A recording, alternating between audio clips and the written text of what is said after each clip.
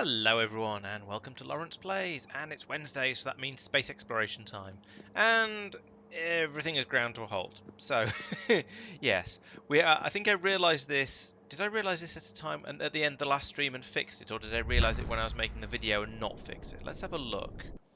Not you. Right, so it turned out what had happened. Yeah, it looks like I'd fixed it. Okay, good. So what had happened was this ship here had been unable to completely unload all of the sulfur and iron it was carrying, and it's kidnapped a construction bot from somewhere, which isn't always nice. So we told it to just get lost and start moving, which is why there's still a chunk of sulfur left over on this side and some in this one as well, which is a little bit odd. But anyway, that caused some issues, but I gave this spaceship a kick at the end of the last stream, and it now seems to be basically working. So yeah, that means that once this one gets back to Norvis orbit, where it nearly is already, it can then launch the other. It can then sort of unload, and the other ship that nips down over towards Tulip to get all of the naquium processed can then start flying again, and the second ship can come in, and so on. So things should start working again now. Should is quite a strong word, I accept, but sometime in the next sort of, I don't know, might be half an hour or so. We shall see how it goes. But over time, yes, this should then start just working nicely again. I'm cautiously optimistic.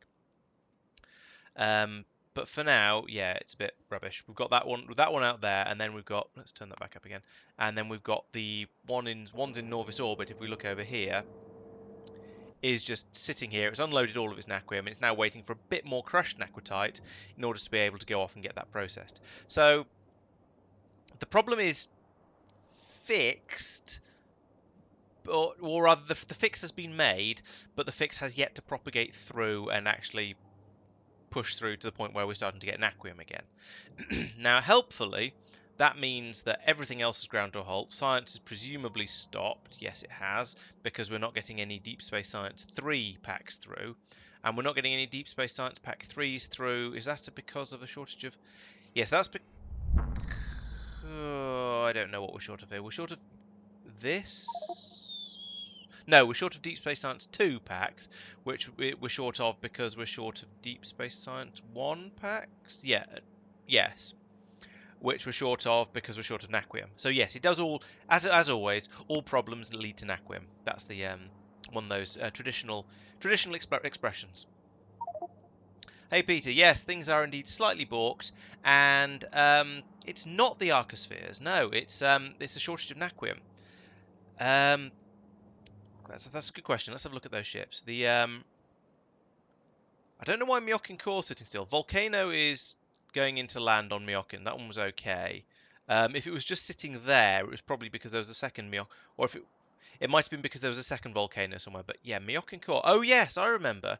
This one ran out of fuel, so I need to do some kind of rescue mission. Right, yes, thank you for reminding me of that. I had actually written it down on my to-do list, but I hadn't even looked at the to-do list. So, yeah. And by the look of it, I hadn't actually crossed things off my to-do list that I've already done, so that's going well. Okay. So, yeah, let's do a rescue mission. Go out, get this ship flying again, and then we can go from there. Although I have noticed there's some whinging about a lack of copper as well on Norvis, so let's see if we can see what's going on there. Copper.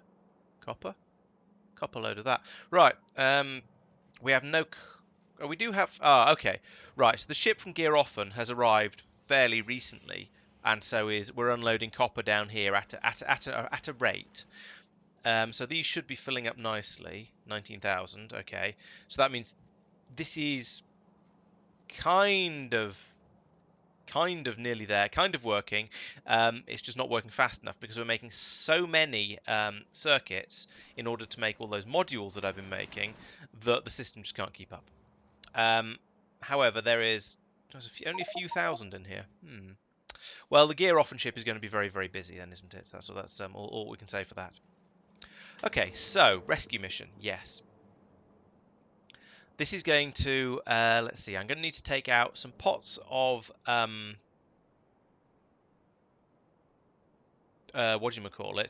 stream in the little pot things. How do I get ion stream in little pot things? am I getting... No, I'm not. I'm putting antimatter... Am I putting ion stream in the little pots anywhere? I can't remember. Yes, I think I'm putting them in these. Yes, these are ion stream pots, aren't they? This is taking in, yeah, ion stream. Yeah, so I need some of these. And I probably don't... I need less than 25, so I've got 18. That'll do. What are the... Oh, these... Yeah, there. Why have I got some archospheres? Let's put them back. Thank you, yes. I had a feeling I was doing it somewhere. I just couldn't quite put my finger on where. And I don't know why I've got those at all. At all. But never mind. I've got rid of them now. Right, so... To make ion stream from a pot of ion stream... What's a depotter? Ion stream, that one. The other recipe, ion canister in a particle accelerator. That's going to run very, very slowly and badly, but okay. I'm also going to need some of this, maybe a little bit of that, and particle accelerator. And a spaceship to fly out there with. And I can't land them right next to each other because that would be sensible and useful, and so the game won't let me. So I'll need to just fly over there and yeah, and put it down and refuel it sort of almost by hand. Okay, go on then, bring me stuff. And bring me a part... Oh, I've got particle accelerators, excellent. Thank you, yes, I do. I was going to set up a logistics request for them. I don't need those. I'm not sure whether I need those. Yes, I've got the 4 down there, which I probably don't actually need really if I think about it. But let's let the bots get rid of all this other junk I'm carrying. Got some more solar panels, which I'm almost certainly going to need, even though we're a fairly long way in towards Myokin. Oh, I've got some efficiency modules actually. That'll make it a little bit more manageable. Right, here's my... Actually, let's use the fast spaceship because I'm not trying to land on anything.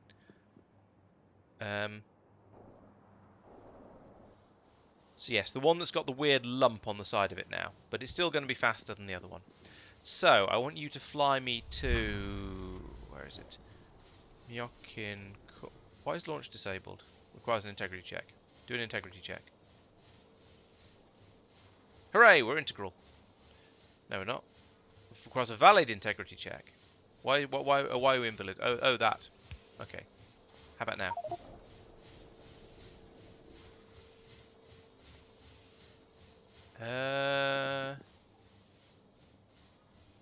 This looks okay to me. I haven't done any shenaniganery down the end here, so that should be fine. All I did was mess around over here. This looks okay to me. Why are we not passing an integrity check?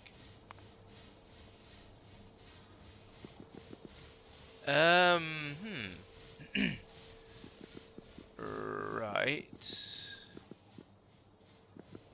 You reckon? Because I don't think I played around down here. I didn't touch this, so it shouldn't be any different. The only messing around was to build this onto the side of it, and move all of this up a little bit. And you might be right. I'll check that because it does look a little dodge, I have to admit. And I'd feel very, very silly if I went around looking for problems for ages and it turned out to just be this. But I don't think it is. No, still not happy. So wall, clamp, wall. None of this is. It's not that some of this is. In fact, if I look at this view, it's even more obvious that the ship is okay. So what's going on here?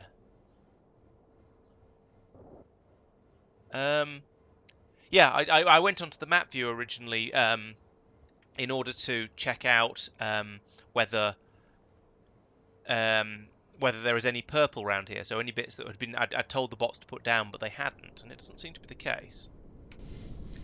Unless you have to go around. You don't have. I'm pretty sure you don't have to go around the front.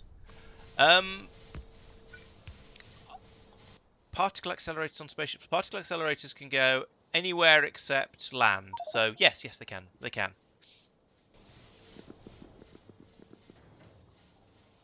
Okay, I'll give it a check. Still not happy though. And I haven't even done a sort of fully enclosed bit there, which...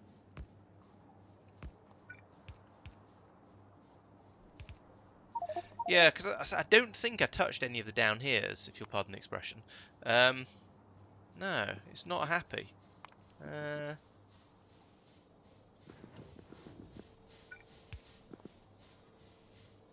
How about now? Oh, is it trying to? It seems to be trying to pick these bits up. So let's pick those. Let's remove these and see if that makes any difference. But I'm sure it doesn't. I'm sure having bits of extra spaceship floor outside the ship never makes any difference. Oh! Here's the problem, I strongly suspect. I think... Oh, no, maybe not, actually. Yeah. That isn't spaceship floor. That's... what do we call it? That's scaffolding. That's probably the problem.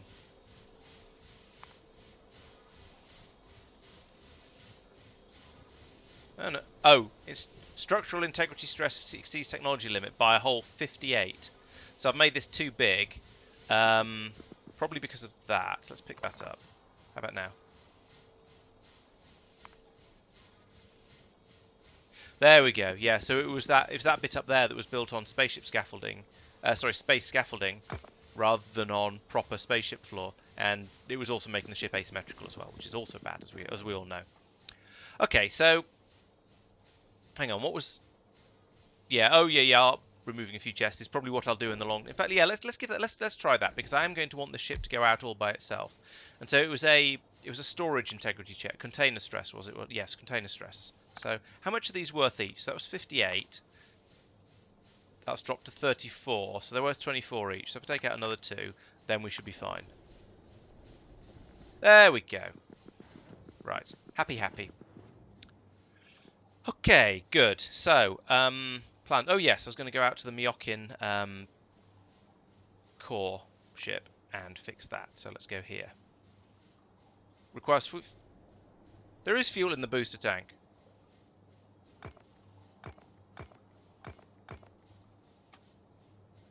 What is wrong with this at the moment? You got a booster tank. It's actually full. What are you complaining about? Stop being silly.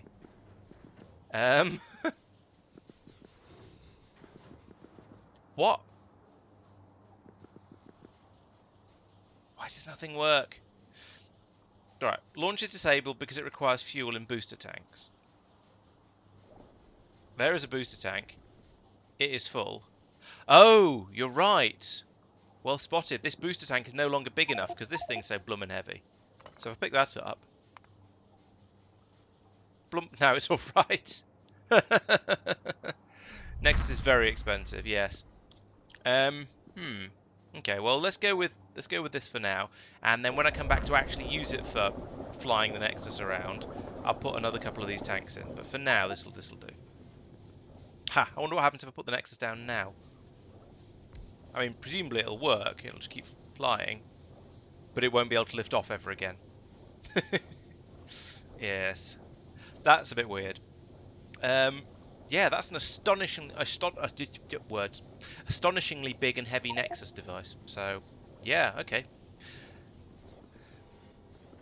Yeah. Speed 94. Yeah, oh yes, it's still slowing down. Okay, let's not do that. I want to go quickly for now. Scan the ship again, because that's probably why it's going slowly. There we go. Right. Let's go quickly. Because that's the whole point of this ship, is that it's a nice speedy one. Okay, well, that makes me think I'm going to have to make a whole new ship with a whole huge amount of engine power in order to get the Nexus thing working nicely. But I do still want to use this as a test bed just to see how much it'll produce. But I need this to finish first, because at the moment the Nexus won't actually do anything. I can't program it to science. So I just need to make another very, very powerful ship that's entire purpose in life is to make the Nexus run. And yes, I'll use the antimatter engines for that. But I still intend to use this one as a test bed, to put the nexus in and find out how much power and how much science it uses at various different speeds, and then I can extrapolate from that. And then once I can extrapolate from that, then I can decide how much, how fast I can make the ship go before it's going to exhaust one of these power supplies, and potentially whether I want to put in multiple tiers of this sort of power supply and have both and have sort of two of these systems running off one of these things. And in fact, if I run that horizontally and then whack antimatter engines all the way across the back of it, I'll have a decent amount of power. So yeah, I think that's a possibility. Where am I?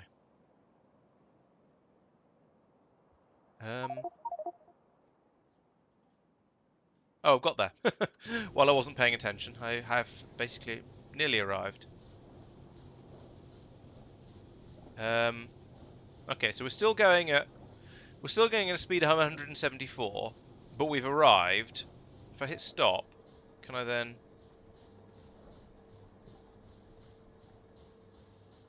I've done this before, and I can't remember how.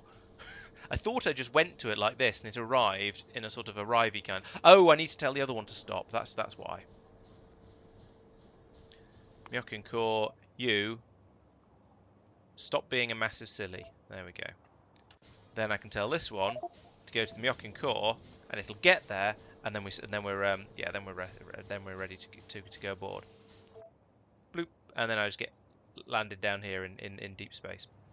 Okay, so let's land on the land on here. Right, so it's down here. This thing needs to have a chunk of this next to it. That is what I would personally call unhelpful. Let's try that with this one.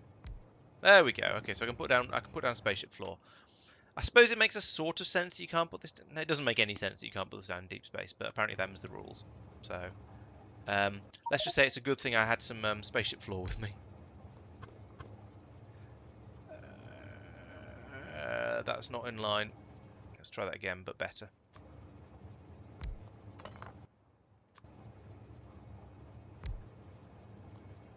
Then I need one more. I only just had enough of this. That's quite fortunate. That goes there. You are doing that, and that, and oh, it seems to... Okay, it's a bit short of electricity. Have some of them. No, it doesn't need that many because it's on -80, but who cares? I'll just chuck them all in. Oh, there we go. 2,000. 3,000. Actually, some of these should be speed modules.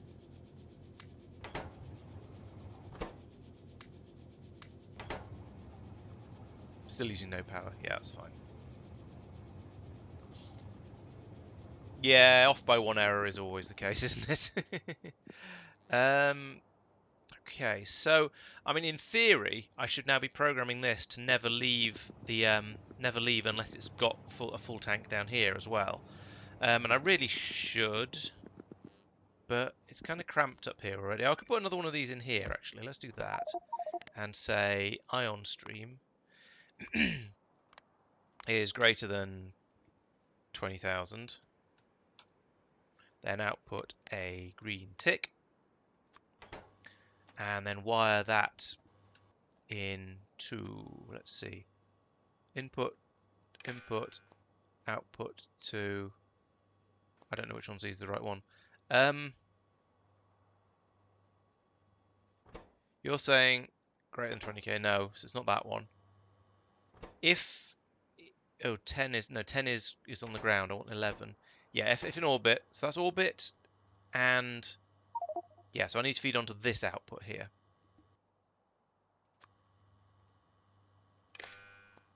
And then I need to tell this one to be 3 ticks. So that means this is connected to here, here, and here. So if in Norvis orbit and full of fuel and full of this fuel, then it can go. Right, okay, so I've solved the symptoms down here with the pumping however many thousand, 18,000 into there, and I've solved the cause by putting in an extra combinator up there. So it shouldn't happen again, at least with this ship. So now I want you to go to the donut. Then I can get on the donut. It's up here. Okay. Somehow, because I appeared underneath with the other one, I expected to appear above with this one, but that's not how it works. Then we can tell the Myokin core, oh, I'm already looking at it, to go to Myokin.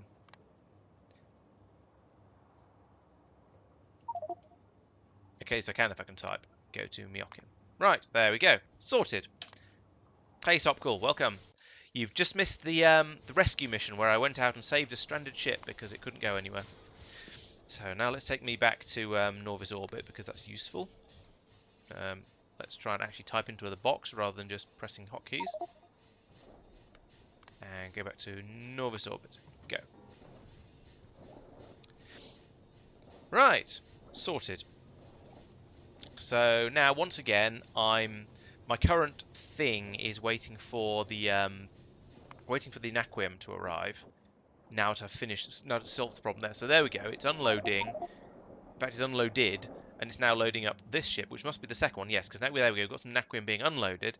So we now have naquium available to the system again. Now it's going to take a little while to refill all of the buffers because that's what buffers are like. But now there's a steady flow of it coming out of here, and a steady flow of the crushed going into here. The system is going to start working again. Honest gov. So the other big part of this question is what's going on Tulip. Has the ship arrived? Yes, it has. And how's it getting on with unloading? It's unloaded about 3/4 of it by the looks of it. We're down to 120 stacks in each of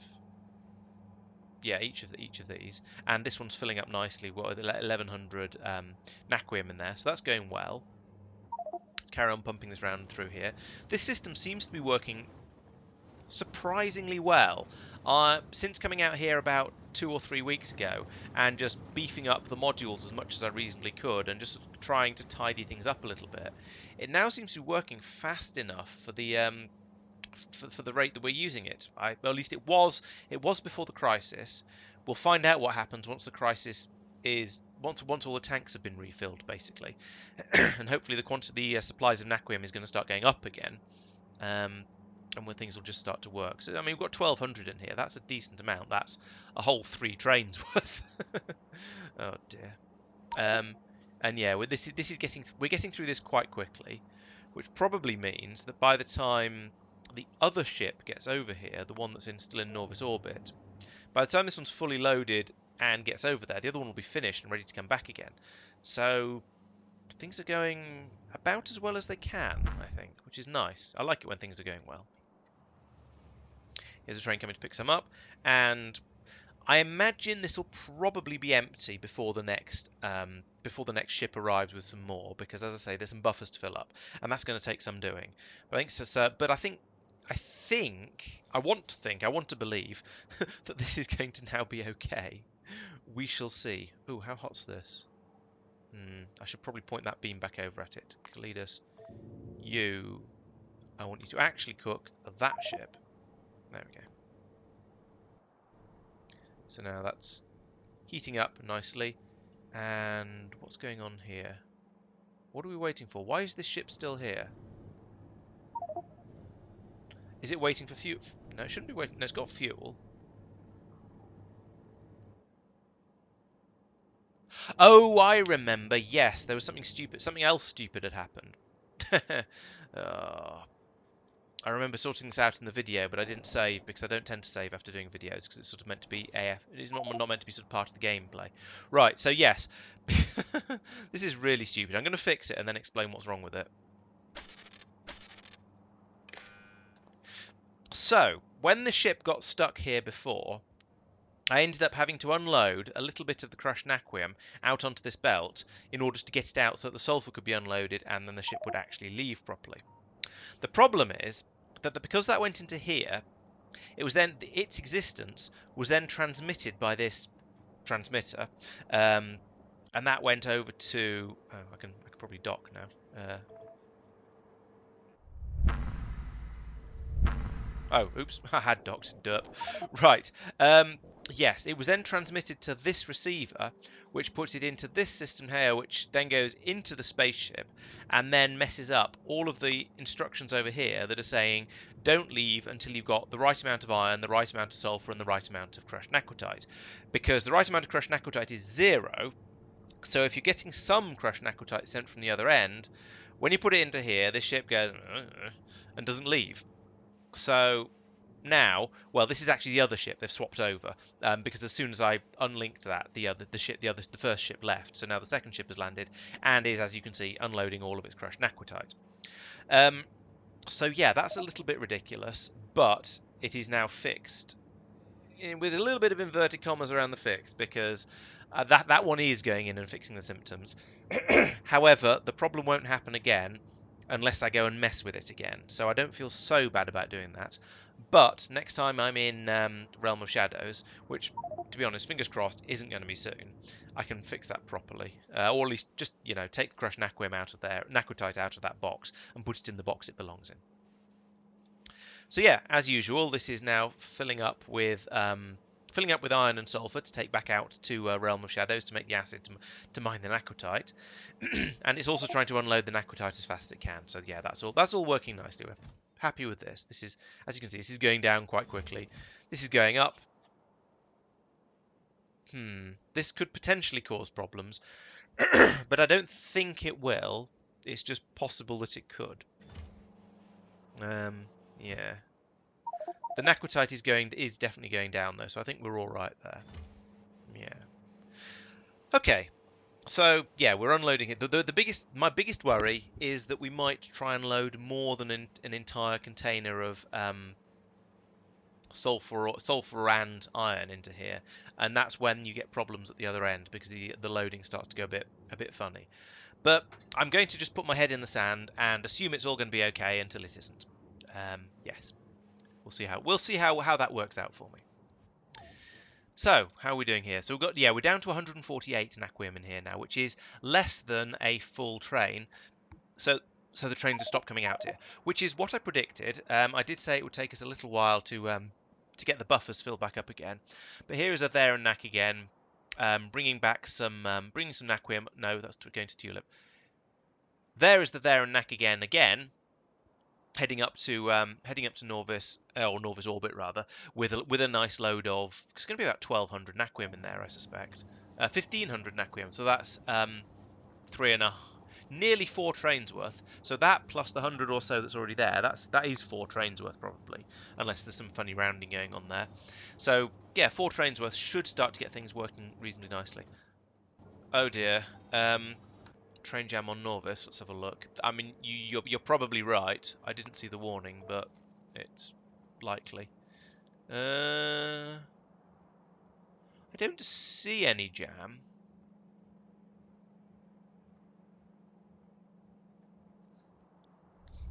No, I think we're probably jam free. When we do get jams, it's always in this area around here because this is where everything happens. This is the sort of the bottleneck my entire rail system. However, it's not too bottlenecky because I don't have that many trains going around because I don't use that much stuff, I guess. Except for copper.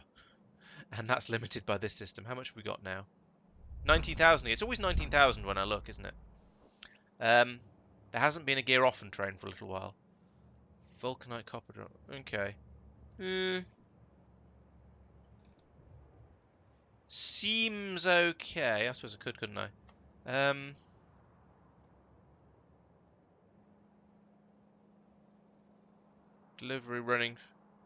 Delivery from Patchy to copper ore drop. Where's Patchy? Okay, here's the problem. Right, yes.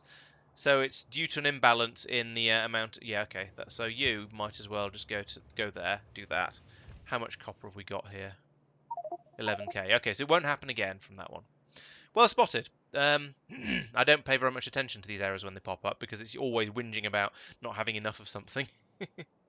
That train better not be coming here. What? Oh, that's the way. That's a hell of a route to get up there. Okay, sure. I don't care. It's fine. But we're still, yeah, okay. So we're basically completely destroyed that copper mine, which is a shame. I think there's probably one. Yeah, there's a big one over here still. So we do still have some copper that can be brought in by from the mines. But the theory is everything should come from here because this is where it's cheap or free or possibly both. Does this mean I need another ship going out to Gear often?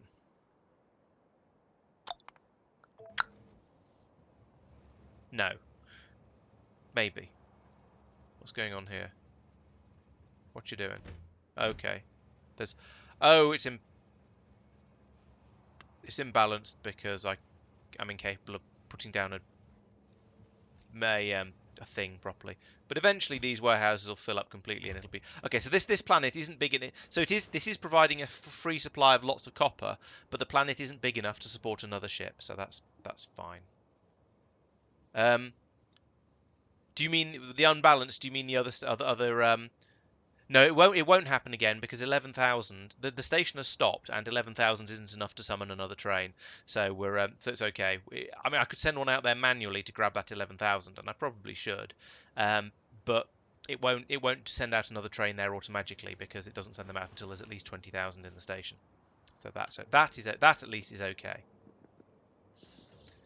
Right. Okay. So next question: how are we doing for Deep Space Science 3? It's working. Right. Now what I should do is I should get off this spaceship and I should put some more of these in it, and I should send it off to do some archosphere mining while I'm waiting for this to finish. That's okay. Yeah, it's I have lots of different numbers all over the place, so yeah, it's easy enough to misglance. So yes, I could send this off to... Actually, I want this to finish so that I can do the nexus thing, so I can get a feel for how all of that information, and then start designing for that. So yeah, I think I'll wait. I won't go out seeking archospheres yet, because that essentially. So this is working. Good. All four of the computers seem to be working. So this is actually producing science at a rate that can keep up with the computers. That's amazing. Very happy with that. So probably that just means it's time to double that and put another set of them in here and whack some speed modules in these things and get everything running. Hey Glob, welcome. Thanks for joining. Morning for you, maybe. Definitely not over here. Oh, I'm kind of glad it's not. I was feeling very, very dopey this morning, but now I've had almost as much Coke as Michael Gove during the day, so I'm a bit more with it now. I think we have different types of Coke that we like, though, so I'm not quite as bad as him. 3 a.m. Oh, blimey. Well done, and thank you for joining me, despite the fact that it's the middle of the blooming night for you. I guess that explains the AU. No, it doesn't explain the AU on your in your name. That's not far enough out to be for Australia. Is this? Yes, this is actually getting longer. Excellent. I could come over here and put in some speed modules. Archosphere numbers. Well, when it wasn't working because there was no naquium, all of these had stopped, so it thought it was balanced. If we have a look in here, actually, let's just do this because then we get actual numbers. There are some of all of them. So the line is the row that you see underneath the picture of the warehouse and the bar on the right is 7 long. So if you get the second one, if you get the one on the second line, then that means we have at least one of every type of archosphere. Now, ideally, the number on whichever one is right at the beginning will be the same as the number on the one right at the end, but that's where the stirring and the sorting comes in. So we're fairly close. I mean, it's out by about 4 or 5 from the sort of the best one to the worst one. That's pretty damn close. Oh, Australia, okay. All right, West Coast Australia. Yeah, maybe that is. I haven't done the maths. I'll be 7 hours out. Yeah, okay, that sounds reasonable, given that Australia is probably about 6 time zones across all by itself. No, and it's New Zealand that's the one that's directly opposite the UK, not Australia. And we're on summertime, which is going to throw it out an hour in one direction or another. So, yeah, sure, okay, that does work. So yeah, as you can see, the archosphere numbers in there, it's not perfect, but then it's never going to be perfect because we've got things using up some and kicking out others. Now, if these machines around here were infinitely fast, then maybe it would be, but they're not. So I think I'm pretty happy with that, and especially as there seems to nearly always be some of all of them. I do notice that one of the what are these ones called? These aren't folds. These are inversions. One of the inverter machines is running at the moment, so that suggests that the churning that's going on is producing the more complicated side of churn. So yes, I think it is working quite well. We've got a lot of thighs in there at the moment for some reason. It's gone all the way up to 11, which is a little bit of a worry. That's a bigger gap than I'm used to. But I have confidence in confidence itself. I'm not going to break out into the sound of music, don't worry. Well, probably not. No actual promises. Yeah, we seem to be struggling a bit with Omegas. But the phi's have come down now. Yeah, so kind of working. I'd say yes. I think it does work. If I could put in a larger quantity of, if I can put some more archospheres in, then it's going to be the balance is going to be higher. The number that it balances on is going to be a bit higher, and I think it probably aims for about so the storage and total storage is typically between about 30 and 35, and there's 8 of the things in there, so that means there's about an average of about 4 of each. So there should be 4 or 5 of each of them in there all the time, and it's definitely not doing that, but it is also sticking with it to an extent. I am quite pleased with the system I came up with. It feels, or I can't remember whether I came up with it or whether chat helped, how much chat helped me, should we say. But yeah, I'm quite pleased with the basic idea of adding up all of the different ones for the inputs and the outputs and then seeing if it's bigger or smaller than the threshold. And the fact that it seems to work is extremely gratifying. So yes, at some point I suppose I shall have to make a video about this, because people are going to want to know exactly how to set up an archosphere thing that, you know, actually works. And given that one of my my space exploration, how to automate spaceships video is consistently one of the top hitters on my channel, even though I released it like 2 or 3 months ago now, tells me that I definitely need to make more space exploration, and in fact other tutorial videos, because the LTN one is doing the basic LTN one is doing pretty well. The advanced LTN one isn't doing quite so well, but I suppose that's to be expected, because everyone who's interested in LTN is going to come in and watch the basics one, and then anyone who wants to know a bit more is going to go off and watch the advanced one. But you might not go off and watch the advanced one if you go, okay, this tells me everything I need to know. I have no desire to try and pump 6 different inputs in on the same station, because that just seems like crazy talk. What kind of lunatic would do something like that? I can't possibly imagine. Glug glug glug. Right.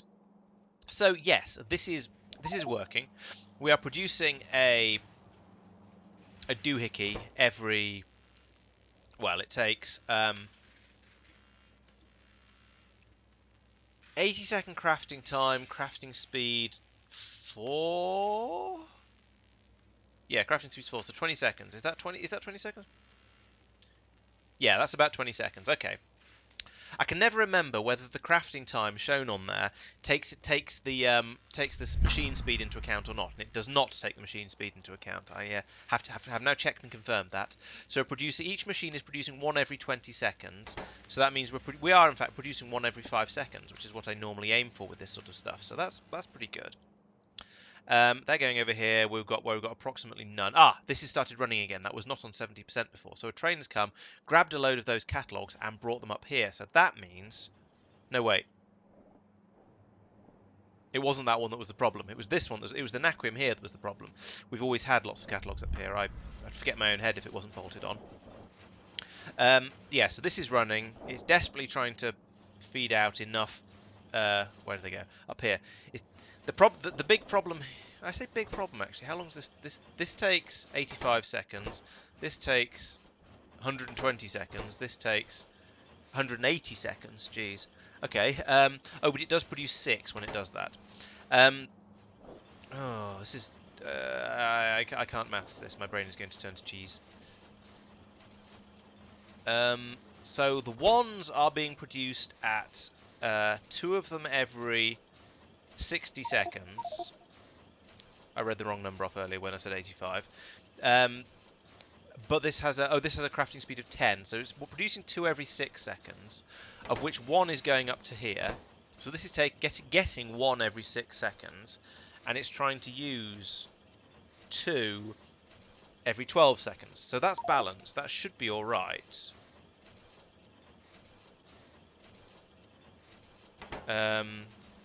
And it's producing 4 every 120 seconds, so one every 3 seconds. This is trying to take in 4 every 180 seconds, 18 seconds, 9, 4.5 seconds, one every 4.5 seconds, and I can't remember the number I said. Okay, so this is nearly balanced, even though I'm splitting these on the way out. I still think this research is extremely cruel because it requires tier 1, tier 2, and tier 3 of the deep space sciences, and that's just mean because the tier 3s take the tier 2s and the tier 2s take the tier 1s. So yeah, mean, but that's what you get for playing space exploration and getting onto deep space science, I guess. So we do have, yeah, we've got those going down there. Which one are we short of? It's probably the 3s. I bet yeah, it is the 3s still. Got quite a lot of 1s and 2s. I can't tell which is which because the way they stack. Oh no, these are the 2s. I can just about see the thing on the side. So we're a little bit short of 1s. We've got loads of 2s and we're very short of 3s. Hey Tristan, welcome back. How's badminton? Okay, well the splitters are needed in there because sometimes I want the science back to go that way, and sometimes I want them to go that way. They need to go both ways. Sure, I could prioritize them, but okay, if it's only the science upgrades that use multiple of the same type, and that means this is the very last one of these I'm ever going to have to do. So that's quite nice. It's also quite nice that every time this runs, it does spit out 6 of the six of the Deep Space Science 3s. So we do get a decent flow of them going through, and then this multiplies it all by another 3 or whatever it is we're on at the moment. 2.5 or 2 1/3. That's good. Yeah, rehearsals yesterday were pretty tiring, so I can kind of sympathise. I wouldn't like to say which one involved more jumping around. Yeah, there's another 6 packs coming through. We've got presumably basically none in here. Here. No. It's just passing them out as fast as they come in. Okay. But the science gets done, and something about making a neat gun, I suppose. And yeah. 73%. How much science is this doing? 5,000 for the whole lot. Okay, so we can divide it by 2 and a bit. So it's to call it just over 2,000, and we get 6. And yes, it's going to take a while, but it's happening. So that's the important thing there. Right. What else? What else? Well, there's not a lot to do really. Unfortunately, I can't start doing the nexus-based stuff until this has finished because it's gated behind it. I don't want to go off and collect some more archospheres because I want to use this ship for going off and doing the nexus testing, and then I'll build a bigger, faster one for doing actual, real, proper nexusizing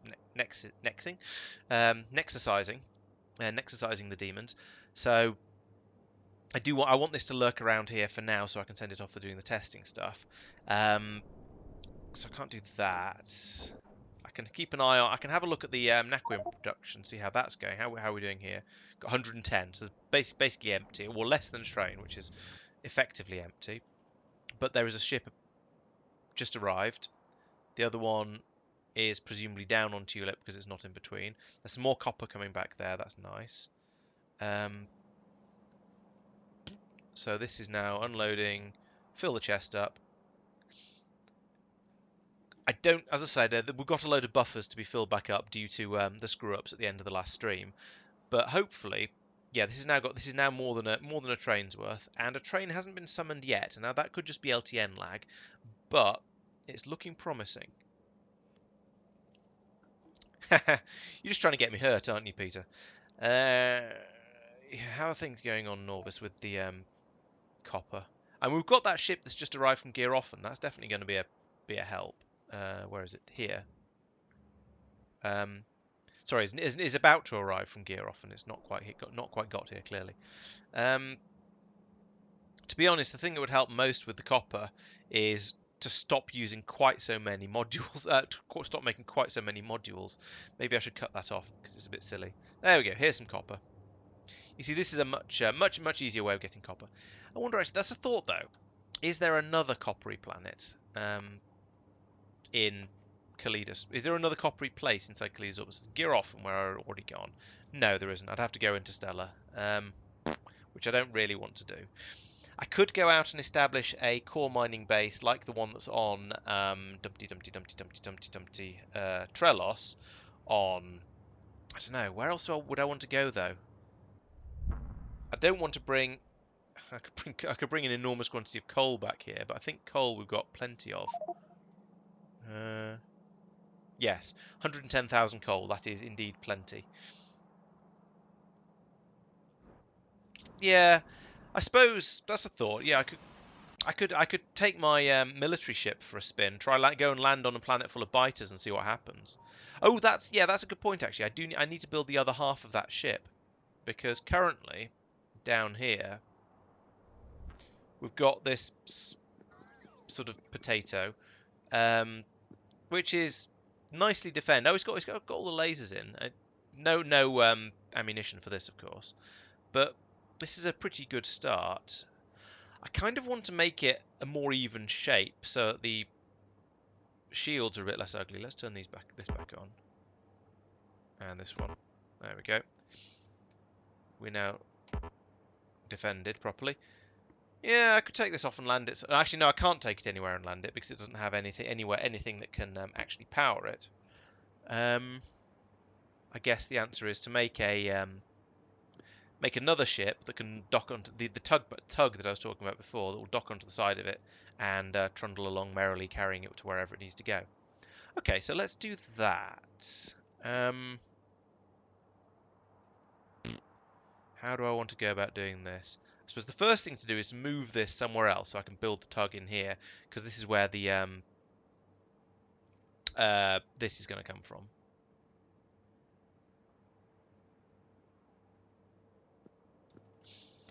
That's an interesting idea.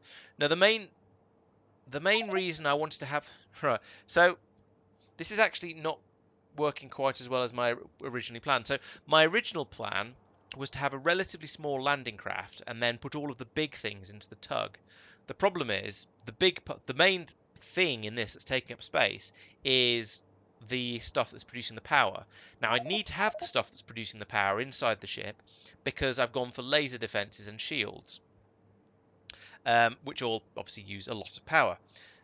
So all the tug is going to be is a tiny thing with some engines on it. So that's not a bad idea actually. If I just if I put the engines inside somewhere, then there's not going to be any actual downside to that because I don't care about it being fast. It's not very much more compact. The only thing you can the antimatter is a reactor, so you replace this. Oh, you replace this with an antimatter reactor, which yes, it's a little bit smaller, but it's not going to make an enormous difference to the size of the ship. Antimatter, that. Oh, okay, it's quite a lot smaller. I'll take it. I take it back. That's smaller than I was expecting it to be, I have to admit. I've lost track of how big things are. Space exploration has thrown my sense of how big buildings are off by quite a major extent. 5x5 is actually tiny these days. Yeah, I could tuck that in there and then just pull everything inwards a bit. And then it would all run off the same fuel source, which would be nice. Plumbing around there, no, it wouldn't be too difficult. I'd need an extra tank or two of antimatter, but that's not a problem. I could fit that in just above here. You got me tempted. I was thinking it wasn't going to make a lot of difference because I'd still need all of this stuff. But then an antimatter reactor only produces 400 megawatts. Is that going to be enough? Oh, does it? Oh, okay. Oh, right. I was assuming I'd just pipe it from here. Okay, if it needs yeah. Peter and Tristan, you're sort of agreeing there. It looks like it's going to need the canisters. No, I think I'll just stick like this, but I can pull this wall down slightly, I think, and then squeeze an engine or two in here. Have to be antimatter engines, which means I need to get the plumbing down from here. I say has to be. Yeah, it does have to be. There's no other fuel on board. Um,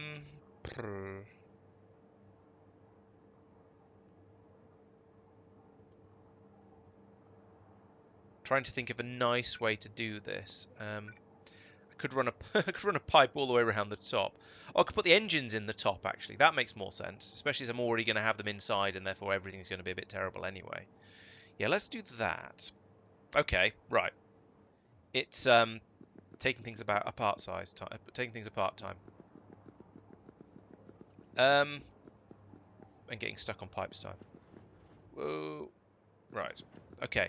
So let's pull up these so I've got room to play with stuff. Because Tristan's just told me that antimatter engines are big. Let's... Length matters as well. Size does matter. I could put it there on top of the artillery. Or can I? Is it only letting me... Yeah, I could. So I put one there. And one there.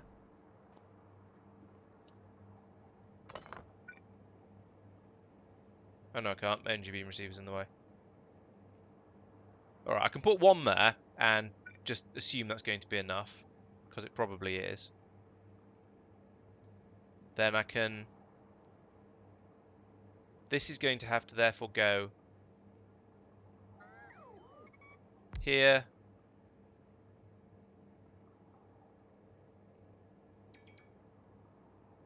Here will probably be alright.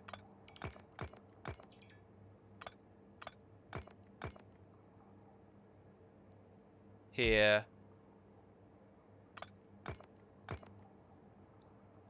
Here. Yeah, there's a little bit of a gap there, but it's not too bad. Oh, hang on, yeah, that's producing that one.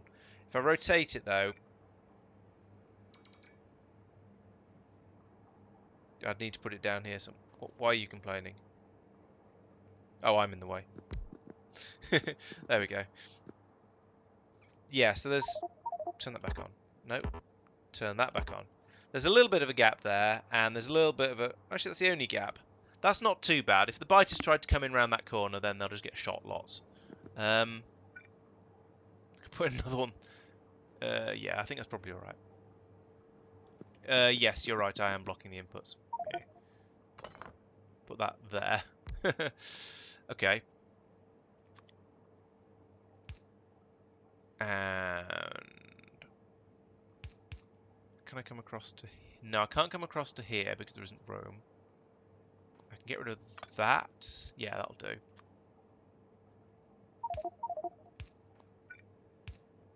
And that, apparently. That's a shame. Alright, let's go up here. And put a laser in there. That's a lot of ships arriving and departing.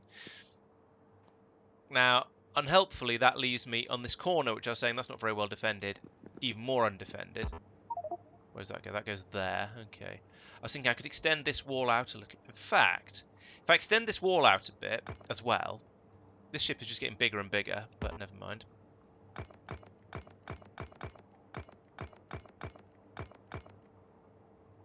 Get rid of all of these for now while I think about things. Can I put another one of these? Turn that back on. That one is silly. What I want to do is have one of these here or here.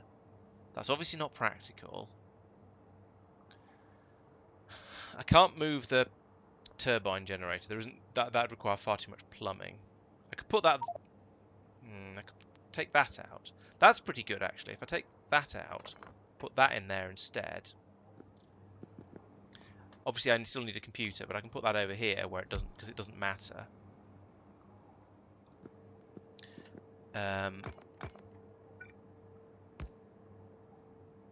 Yeah, exactly. The console can go absolutely anywhere. It doesn't matter at all.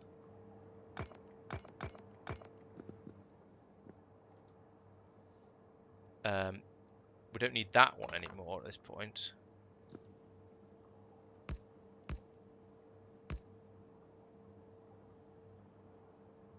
That's a corner, so it gets some extra lasers.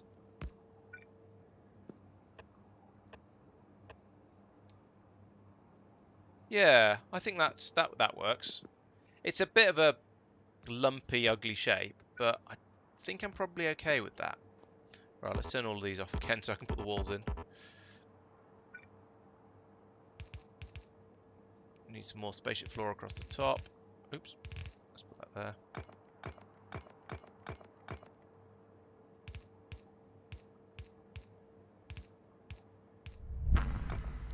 And then put in some spaceship floor like this.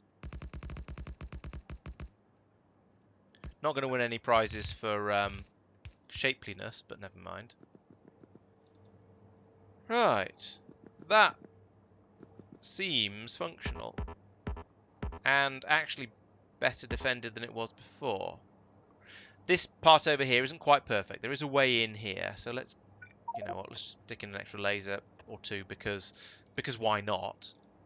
Right, and now it's capable of flying because it's got this. Why does it say? Oh, it's just not doing anything. Haven't got the artillery in there yet, but should we let's take it for a test flight and see what happens. What's the worst that could happen, eh?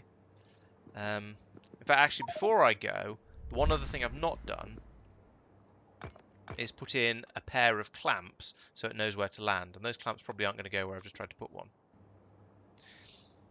Yeah, a circular ship would be nicer. The problem is what? Clamp? Why is the clamp invisible? What's going on? I don't approve of invisible clamp. Yeah, and circular would be nice if it was a sort of a nice circular shape. But I think I'm sort of reasonably happy with it. The main thing that I think I'd like to do differently would be to have this one a little bit further up so it's horizontal as well. So we get this sort of shape. And then not have quite such an abomination in the top corner here. But I'm kind of okay with this, especially as it was just sort of a bit of an experiment. The problem is, though, we've got this chonky thing here taking up so much space right in the middle that it just makes it difficult. I don't know if there might be a... Is there a way through? There's a huge... Oh! This is not protected. There's a massive way through the shields over here. Ah. Could do that. Could do that. They both require removing some lasers. I think that one is probably better and only requires moving one. Let's do that then. Yeah, the shape is not quite as nice as it was before now. I was going to say I could rotate it. Stupid thing. To be like that. That's not going to help at all. What I really need is one here. And there's a massive great heat exchanger in the middle of that. So that's not going to happen. I think this is the problem, as I say. Because there's this big lump of stuff in here in the middle that, with the exception of these tanks and a little bit of fiddling, basically has to be this shape. We've got this thing coming across the middle of the ship, so it's difficult to then make a nice circle around it. So I'm going to call that good enough. I'm going to launch. Oh, that's a good point. Hull stress is about half of what I've got available. Container stress is tiny because there's almost no storage in it. So yeah, I could make it a lot bigger. But the thing is, I was trying to avoid making it too big because then if I make the ship too big, then it's going to use more fuel to do whatever I want it to do, and specifically taking off from planets. And I want this to be enough energy to take off from even the biggest of planets. So let's try going off to a not particularly big planet. So we've got Strata and Greenleaf. Strata has a bit of danger, shall we say? So let's have a look at that. Let's try for some rendering. My UPS dropped down to 13 then. Jeez. Okay, so there's some biters. You know what I'm going to do? I'm going to save scum a little bit. So I'm going to save before I actually try this. But I'm going to head out to Strata, and I'm going to land. I'm not going to land slap bang in the middle of one of these nests because that seems like it's just sort of pushing my luck a bit too much. But I will land just down here or over here somewhere and then kite some biters in and see what happens. Hello, Lemon. Welcome to the stream. Thanks for joining. I don't recognise your name, so I assume you're new. Welcome to the welcome. Yes, just general welcomes. So I have made a somewhat ugly spaceship which has an engine blasting right into the middle of it, which is horrific, but you know, it works. It's also rather slow because it's only got 50% streamlining. In fact, that could be quite a lot more sticky outy on the top there. I should probably do something about that. I could probably do something about that. It's accelerating gradually.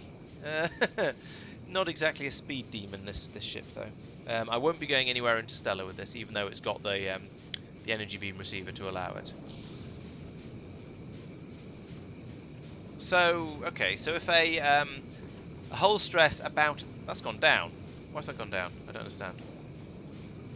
Oh right, okay, that makes sense. But where does it say that?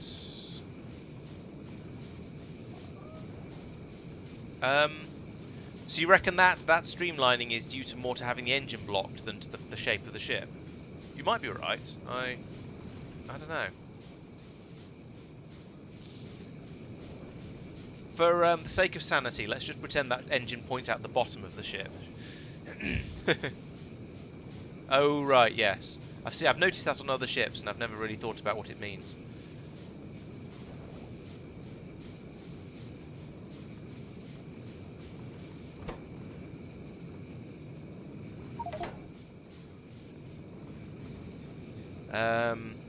Still, we're not going all that far, so maybe this will be okay. Yeah, it's only another 35 seconds.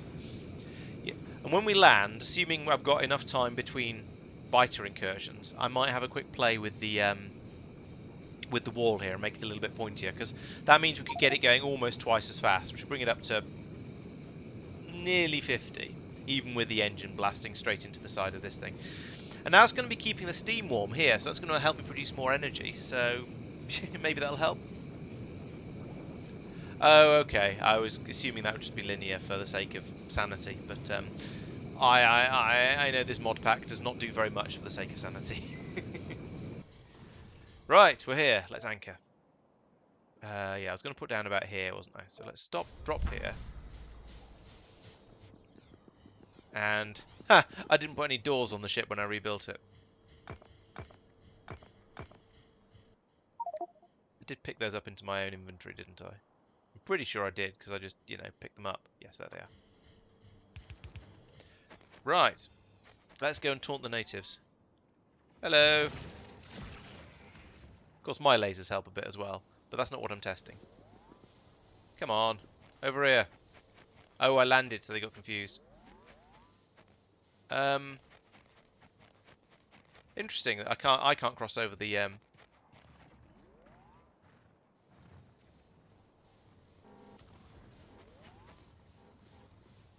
Yeah, that seems pretty good. Now, it doesn't show what will happen when we start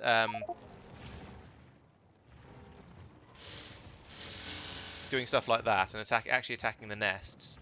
So let's find out.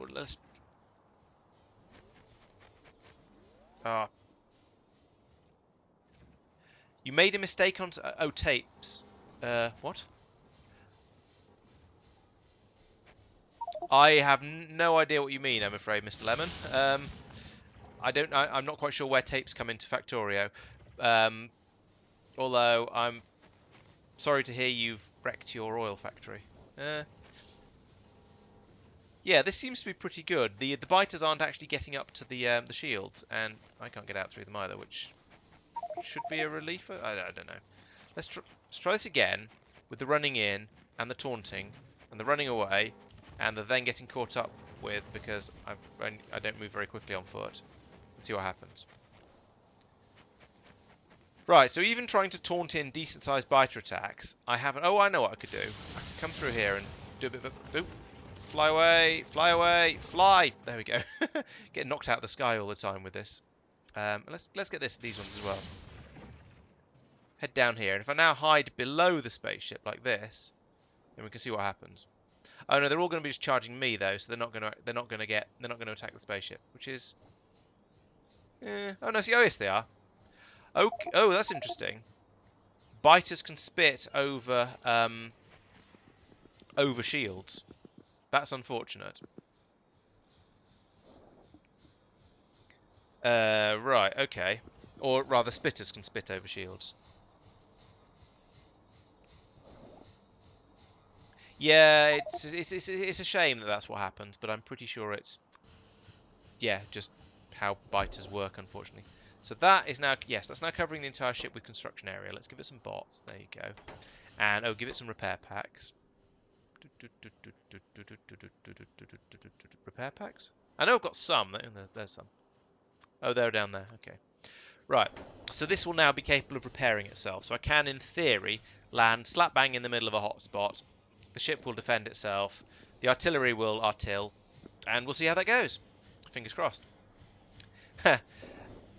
Hey Limmer, yes, I am, yeah, very fond of space exploration. I'd say it's by a fairly significant margin the best of the Factorio mods I've played, and as a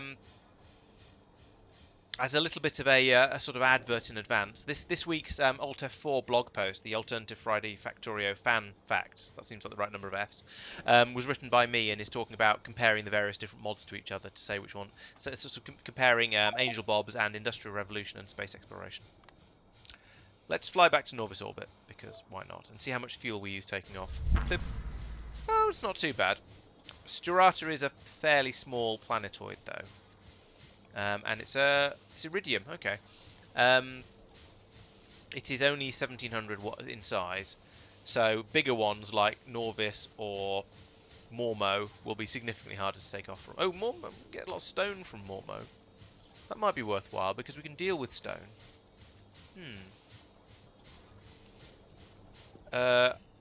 Oh, combat mod overhaul, that's the one, yes.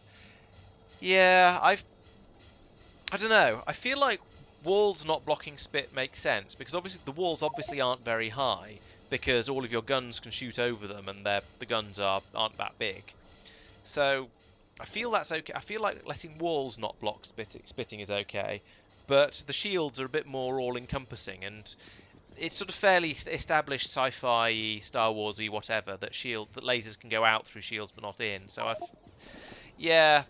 feel that it should be. I feel that the lasers, sorry, the walls shouldn't block spit, but because the shields are an upgrade over that, they should. But maybe that's difficult. You say ludicrously high energy density. We used 16% of what I'm carrying to take off from there, and that was quite a small planet. So a really big planet might be quite difficult to take off from. I was just looking at Mormo because it was the biggest. And I thought, oh, it's a stone planet. That might be quite useful. But actually, if it's that big, I'm going to have to put more fuel tanks onto a spaceship to get it to take off from it. So maybe I won't do that. Maybe I won't go there. 'Tis a silly place, as they say. Where else? Interesting. Oh, I'm looking. That's Calamity. I don't want to go there. I don't want to go outside my solar system, basically. I don't think there's anywhere else good to go to because everything. Sakimi might be worthwhile actually because the Vulcanite is useful.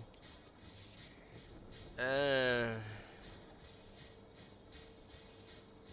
I do get through it to reason. No, I don't like any of these alternatives really, because they're all going to give me large quantities of stuff I don't want. Okay, let's have a look at them. Let's have a think about the maths then. So this planet of Sturata, which is 1700 in diameter, took 16% to take off. Now, if it was linear, which it blooming well isn't, that would mean this one would take 80% of the fuel I had on board there to take off, and it's definitely not linear. I can't remember whether it's cubic. It probably should be because double the radius means 8 times the mass, and therefore you think it'd take 8 times as much fuel to lift off from. So that's going to be difficult to take off from with this sort of level of launch technology. Let's land. Oh, it didn't engage. That's what I get for not having an automated ship. I'm not standing in there. That looks painful. So, yeah, I'd need to have a lot more fuel stored. 294 gigajoules, and we've... Oh, okay. But I suppose some of this is the fuel used in flight, but it's taken 8 out of each of these tanks to fly out to that planet and lift off, and I didn't fly very far. And it's a small planet to lift off from. So, That makes me expect that this ship wouldn't be able to lift off from Sterata. Sorry, from Mormo. Oh, okay, right. So 294 gigajoules to take off from Sterata. Yes, that makes sense. That's the one I just took off from. Mormo is more than 4 times the diameter of Sterata. So even if it took only 4 times the fuel to take off from there, it would be able to do it just. Four times. That'd be 1 terajoule, I suppose, given your numbers. Assuming your numbers are correct.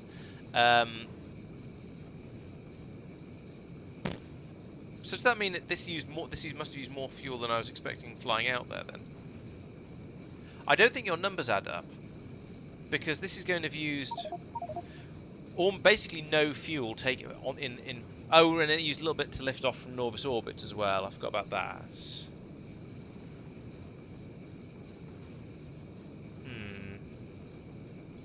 That doesn't feel right. If you're saying you used 294, which is, I suppose that's about a sixth of what's in these. You're all right. Maybe no, it is about right. Sorry, I take it back. Yes, you're correct. But the point, my point is, it's used 16% of the fuel to take off from Sterata. So multiply that by, if you multiply it by 4 as a very, very conservative estimate, that's 64% of the fuel in order to take off from Mormo. But I don't think it's linear. I think it's probably not quadratic. The third power. Here, probably here. I think it's probably the third power to take off from there. Yeah. So it's not going to it's not going to have enough fuel to lift off from Mormo unless I put in at least another one of these, maybe more. So yeah, the other ships might be a bit smaller though, so that might be a bit more reasonable. Anyway, we are at 92% on the deep space catalogue, so that's getting there quite nicely. Let's go and put the nexus back into this ship, and then think about doing some research with it, because we're going to need some data cards as well. I know that much. So put this down in here again, and I'm going to need a couple of chests, which I'm going to pull from over here because otherwise it'll complain. So let's go there and there. I don't know how fast this is going to run, so I'm going to do that and that, and I'm going to go and get some memory cards, which are being made up here, and therefore hopefully should be available up here. Yes. Okay, we'll take all of those. Put them in that chest. Yes, that chest. Plunk. So that will now be able to produce the nexus science. So we'll go out. We'll fly at a given speed. Whatever the speed the ship can manage with this sheer lump of weight on the side of it. I don't know what it's going to manage, but it won't be particularly spectacular, I'm sure. We'll see what it can do, and see how much power it uses and how fast it produces the data cards. We'll then drop it down to say half that speed and sit and investigate that. And yes, it's definitely not a landing I want. Yeah, if I get ganked by the biter, well, at least I'd be safe from the biters, but I would then have to find some way of clearing out a decent amount of space to have another lander ship get down here. Oh, that's a point. 40 gigajoules of 34. Yes. Wait, what? It seems to be all right. Oddly. Oh, I didn't do another integrity check. That's why it seems to be all right and shouldn't be. Yes. Thank you. We'll put one of those there and there and there. Is that right? Yes, that's right. While I wait for the bots to come over and fit those, I'm going to the loo. I shall be back momentarily. Sorry.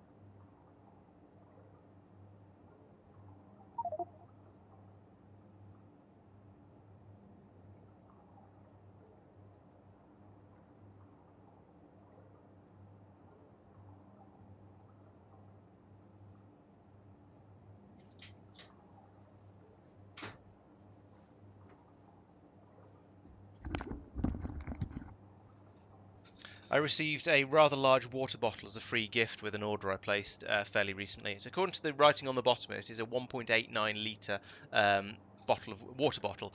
So that's led to me drinking rather more than I normally do, and therefore, yeah, the obvious effects. But the bots aren't going to come and place that, are they? Because that'd be helpful of them. I'm going to have to request those manually if I can find somewhere suitable to stand, which is probably going to be about here.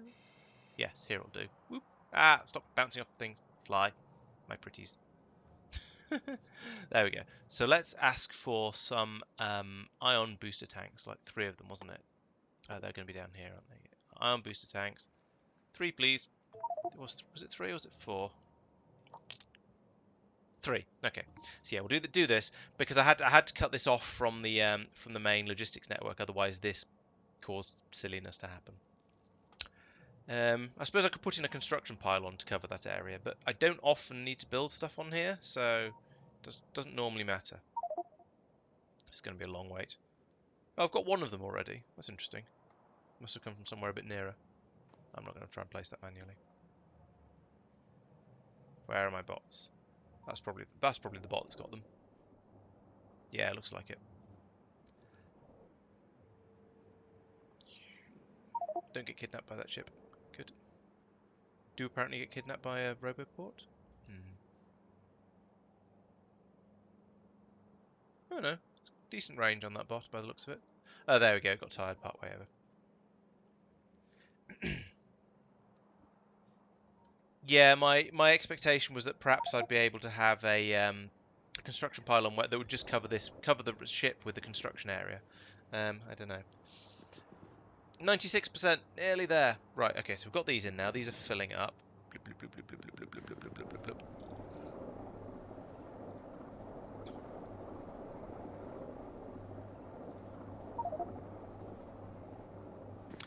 That should be more than enough fuel to take off with. Yeah, 40 out of 80. Good. No, wait, yes. I've got 159 out of 80. Right, okay, yes, we are good. I don't know why, but I can never work out exactly which way around that's supposed to be. But obviously, it makes sense when I think about it, but I just don't think about it enough. Yeah, so 2 would have very nearly been enough, but not quite, looks like. Hey, VMA, welcome. Thanks for joining the stream. I am currently waiting for this research to finish. Oh, where does it fill up? There's a pipe coming in the side here.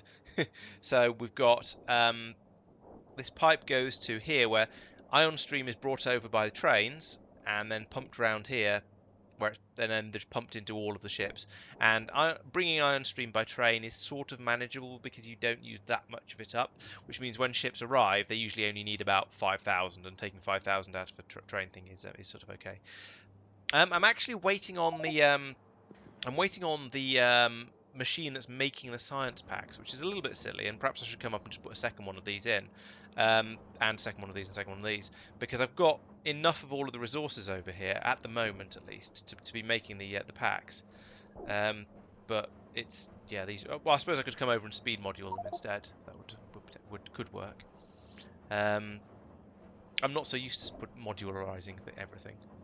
It's a habit I should get into though. But most of the time it isn't so much of an issue, probably because most of the time I'm not desperately waiting for a science to finish. I'm happy for it to take as long as it wants. And I suspect if I made... That was the wrong button. I suspect if I made it run much faster, then I'd start to have problems with there not being enough of these things as well. I could do, but there's no point in having the ship moving when it's not going to be able to do any of the research. I'm not going to send it all the way out to go archosphere hunting like this, because it's just going to take forever to get there and get back. It's going to be far too slow. So I just want to run out there and get it moving, have a look at the numbers, think about the numbers, and then see where we go from there. Naquium tesseracts are being... Oh, okay, they're being made fast enough. This is now full, so we're just filling up the belt buffer. That's good. Are we the same for cubes? I have no idea.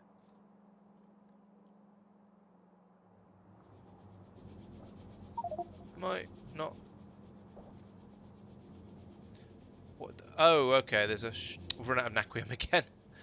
Right. Okay. I was. Oh. Oh yeah. Of course it is. You're right. All right. Let's. Is there any? I'm going to stick on the ship just in case anything funny happens. Yeah. All right. Go to Realm of Shadows then, because that's somewhere that's outside the system. So I'll get it moving. We'll get a feel of a give me a feel for the sort of speed the ship can do anyway, which is, well, we shall see.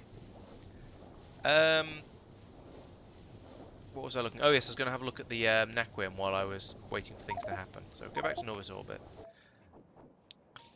I thought the naquium was sort of okay-ish, but apparently not. There's 30 in there. The ship is waiting for more crushed naquium to be brought along. It's half full. Okay. Trust chunks. Where are the trust chunks? Got lots of chunky ships coming in. Oh, there's one of them. Is the other one here? Yes, the other one's here. Okay, so one of them is about halfway back. The other one is filling up. How much have we got? Is it... Right, okay. So we are at this point, we are waiting on supply. And also how long it takes to unload this, but... yeah, there's quite a lot left in there. Right, so yes, as I say, at the moment, we're waiting on the supply of the crushed naquitite that comes through. And these are moving very, very... I say these are moving very slowly. They're not moving that slowly. This could potentially be extended or speed moduled. And that would fill this up faster. However, I'm not convinced that would help, because it would just mean the ship would be sitting here waiting for the sulfur to unload for longer, because that's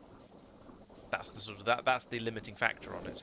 The other possibility is to split the stuff I'm loading into it across all three, so there's a third of it in each of these three things, and then unload that. But that wouldn't really slow it down particularly for the unloading. It would mean moving all of these around a bit though.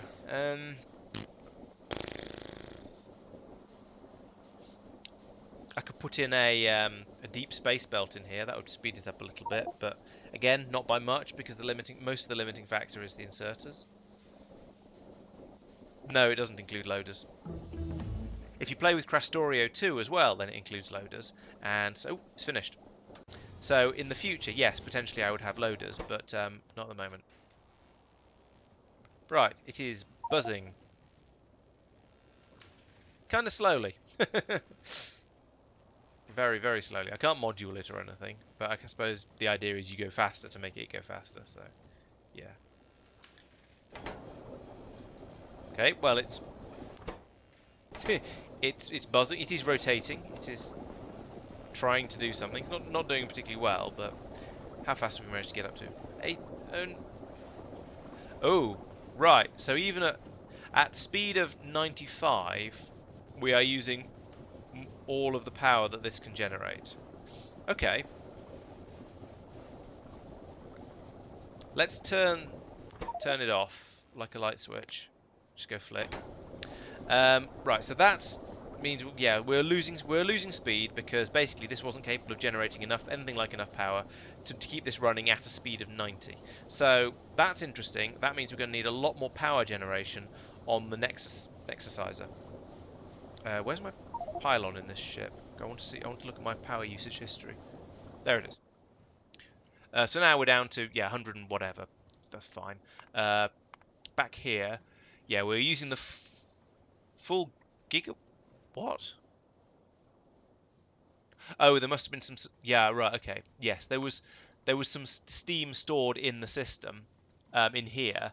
So that's why we were able to get a full gigawatt out to start with, and then it dropped to 500-ish megawatts here, wibbling around 500 megawatts, but about 500 megawatts, because that's all that this one.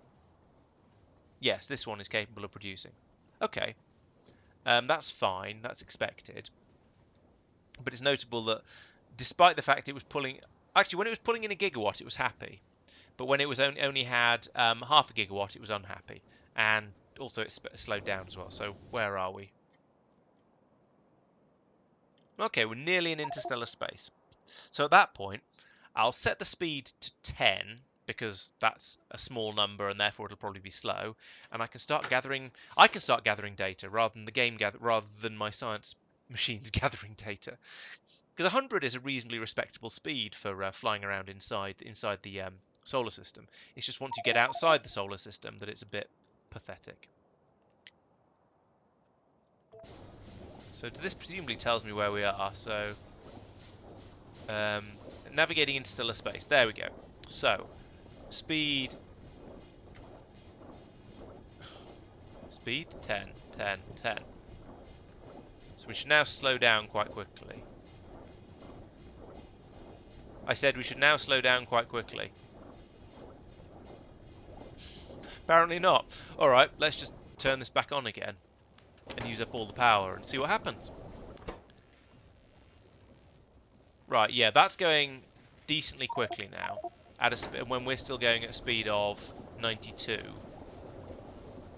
When we inevitably run out of power, because those are drained, and now we're using up all of the steam that's in here, presumably, we should then start to get power problems. I don't know why that hasn't dropped. Maybe I need to just stop the ship and start again. Yep, there we go. There's the power problems. Stop the ship.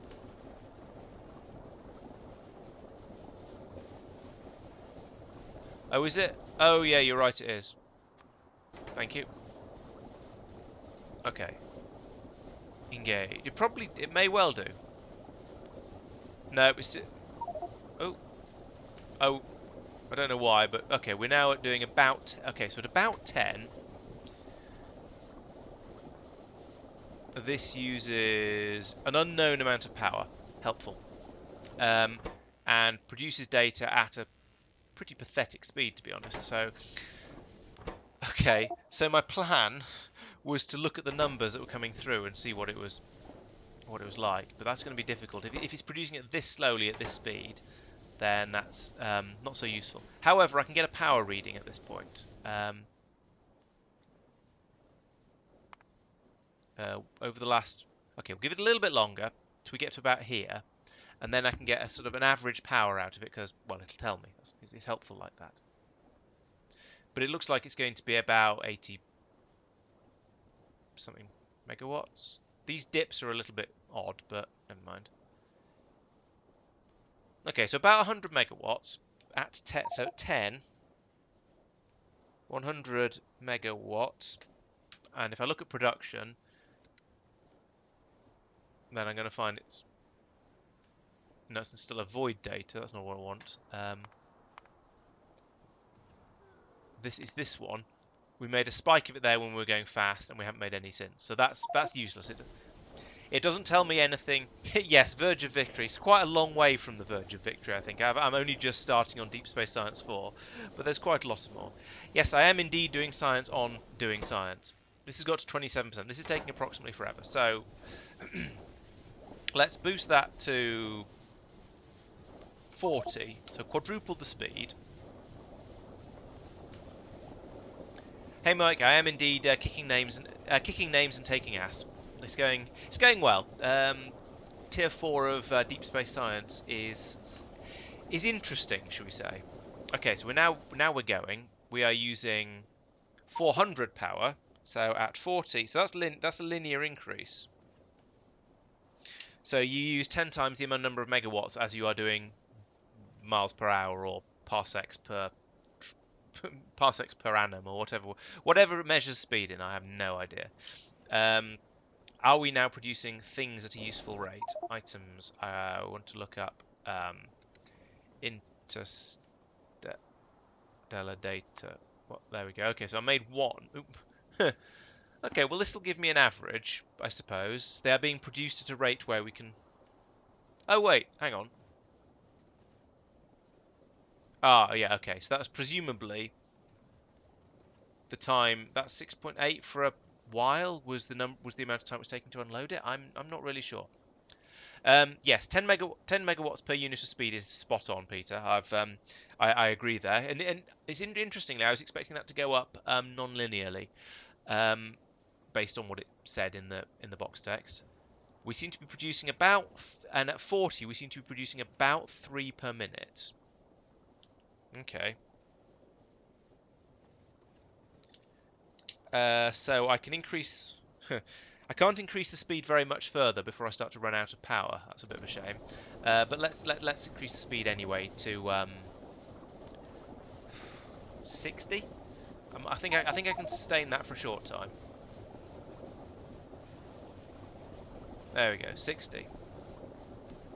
Oh yes, you're right, Tristan. I think you're right. I think it implied yes. It implied that yes, I think you're right. So the faster, yeah. Oh yes, you're right. Because the faster you go, the more data you get per energy, but the more energy you need. So yes, I think you're probably right. So I've moved up to.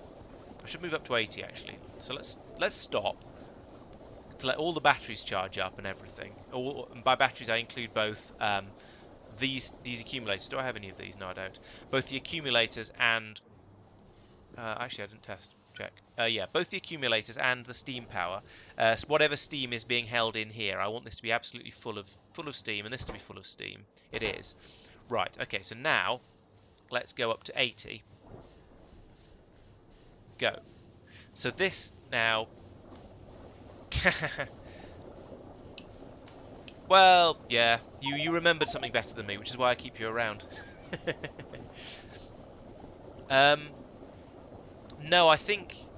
Oh, was it 3? No, I think 60 should be more than 4.5 a minute, but I'm going for 80 because that's double and it makes the maths a lot easier. So we're doing 80. Production of that one, interstellar void data per minute. That one is significantly higher. I'm hoping it's going to keep. I'm hoping we're going to have enough juice in the tank. We haven't started using the accumulators yet. So oh no, the engines are. Oh no, the engine's kicking in and out because we're up to the speed I want to be at. Okay, we're starting to use the accumulators. Have we got a number? We have not got a number. But in that time we got up to 7 per minute. So it was double the speed, double the more than double. Right, so yeah, I reckon it's probably going to be about that, yeah. Yeah, 10 per minute seems reasonable, and that would mean that 3, yeah, and then yes, and it was 3 per minute before I doubled the speed, so doubling the speed would then, in theory, and it should quadruple. Ooh, what's getting destroyed? Khalid, oh! What? Did I get a meteor strike or something here? Yes. Okay. All right. Fine. Right. So what was I saying? It should come out at 12 per minute, which doesn't seem unreasonable given the what's name. What I'm trying to say. Yeah. Given it looks like about 10. Okay. So yeah. So that fits. Yeah, 5 per minute is close enough to 6 per minute that I could accept that as a sort of a slight reading error. Let's head back to Novice Orbit and build something better. Yeah, Novice Orbit, that one, go. And in fact, you know what? Pull that up. There we go. We can go a bit quicker. Right. So yes, so each time I double the speed, it doubles the amount of power used. Each time I double the speed, it quadruples the amount of science done. So obviously, I want to go as fast as possible, but I also need to worry a little bit about the shielding and laser defenses on the front of it, which will also use up a bit more power, but probably not a significant amount. So I'm going to switch over to antimatter engines, which are presumably going to be more powerful. So let's see. 40 was using 400 megawatts. If I have 2 of these systems, then I can be producing a gigawatt of power. Sorry, two. If I double up on these and then have double the whole thing, then that's 2 gigawatts of power. That's quite reasonable for a ship that's going to have a massive quantity of engines across the back of it, I think. So we get 2 gigawatts of power. That means we can run at a speed of 200, which again sounds reasonable for a ship with an enormous quantity of engines across the back. And that will produce science at rates hitherto unforetold. Put it that way. So yes, I think I'm going to aim for a 2 gigawatt ship based off one of these heat sinks in the middle, 2 of these on either, and then two of these sort of systems on either side with 2 high temperature heat exchangers in the middle, and we'll just have that thing stick off both directions sideways, so I can have a massive row of antimatter engines all the way along the back, and then a row of and then a load of antimatter cylinders probably in the front, because there'll be a bit of space in there, and stick the nexus up there as well, and yeah, boom, simple. For certain values are simple. Yeah, we'll see how that goes. And that should get me lots and lots of data. The only problem is, I note that in that trip out we just had now, this is lost about 1,000 degrees C, so I'm going to have to be fairly careful about it, I think. Ooh, neighbour bonus. That's an interesting idea. And I don't need to. I don't need to use antimatter. This basic system will still work. 2 gigawatt, 4. So an antimatter reactor produces 400 megawatts on its own. So if you put 2 next to each other, they produce 800 each. So that'd be almost 2 gigawatts from that alone. Could do. It's a bit more hassle, but it does mean it's a bit less likely to run out of fuel halfway out there. Because I am a little bit worried that this, not fuel, sorry, of energy, heat energy when it's out there. Because it occurs to me this is used quite a lot of the energy from here already, like 1/5 of the usable stuff, and I'm planning to make it use 4 times as much power. But if I'm sort of fairly careful with it, I think it might be okay. And I can always fire a beam out at it when it's out in deep space, just to get it. Yeah, exactly. So I can get it. I can blast a beam out at it when it's in space. I can turn off the nexus. There's only be one. Don't need more than one. I can. I'm starting to think about that actually. Would having more than one be remotely worthwhile? No, I don't think it would.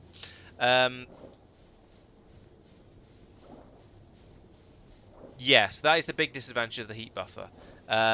You can't read the amount of energy on it, so I can't say when you get down to 6,000, turn around and come home with these things turned off, which is a big shame.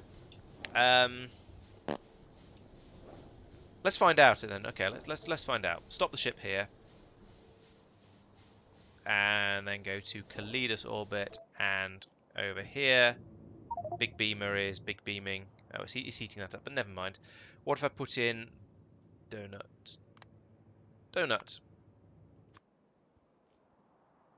No, it doesn't look like you can. Huh. I thought you could as well, but I'd never actually tested it. Donut. No. That's problematic. Maybe in the interests of not having a massive fail and leaving a ship parked out in the middle of nowhere, I should not do this then.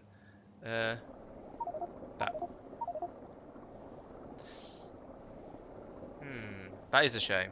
Really is a shame.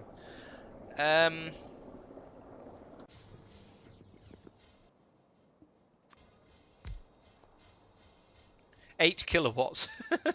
That's 1% actually. That's surprisingly good. No, wait, what? No, 800 kilowatts maximum, of which is producing 8 because there's nothing that needs power at the moment. Okay, that makes more sense. 800 kilowatts, that's terrible, given that these require a mega... Well, not these, but the ones I'm going to replace them with require a megawatt. So, yeah, I can't really fly back on solar. Can't use one of these.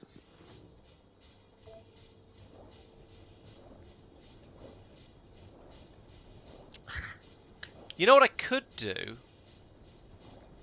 I could put in the energy beam receiver to do the main part of to power things properly, and then bolt an antimatter reactor on the top of it to heat it up again when there's a crisis.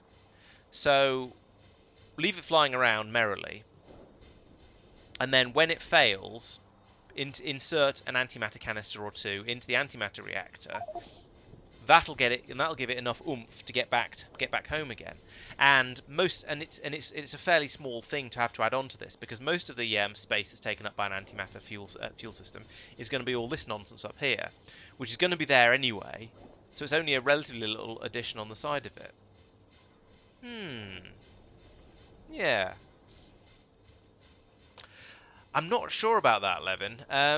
Problem is, the Nexus... Well, there's several problems. Firstly, the Nexus uses a buttload of power, at least when the ship's flying at any decent speed.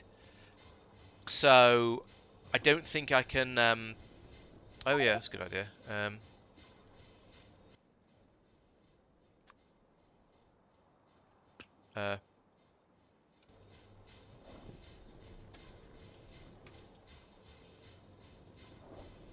There we go.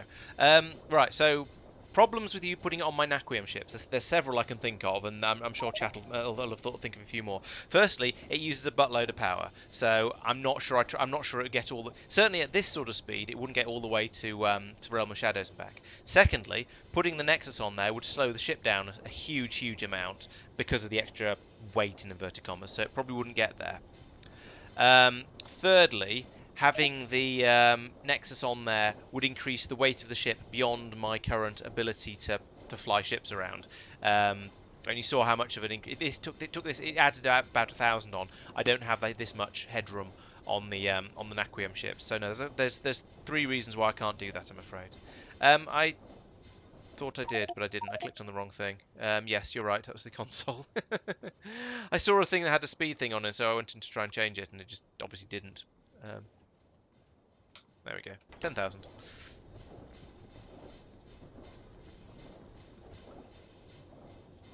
Oh, I see what you mean. Yeah, I'm pretty sure that based on how far out I got with this ship, I don't think it would store enough energy in the energy beam receiver to fly it out to Realm of Shadows and back again. It uses a lot of juice.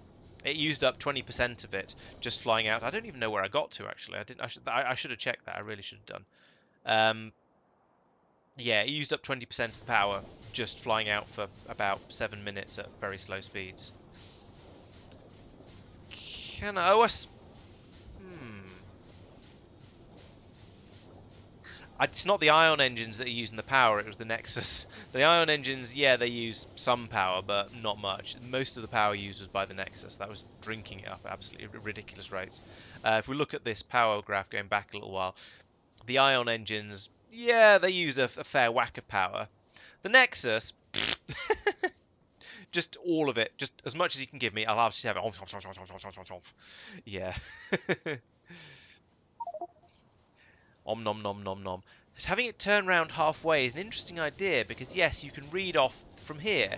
You can read off the distance left to go, can't you? So that's 300, 200 distance to go. 100. We're there. Yeah. So I could say if distant, it was probably going to be less than half the way. I'll have to do the maths and fly out with it and have a look. But that's a really good idea. I like that idea. Yes, look at the distance and have it turn round when it gets halfway. Yeah, I think that's a nice idea. I approve of that, and I made a whole 23 in that with that experiment. Right, so let's return to normal.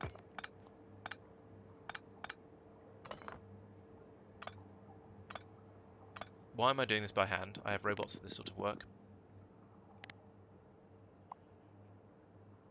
Blip. And again.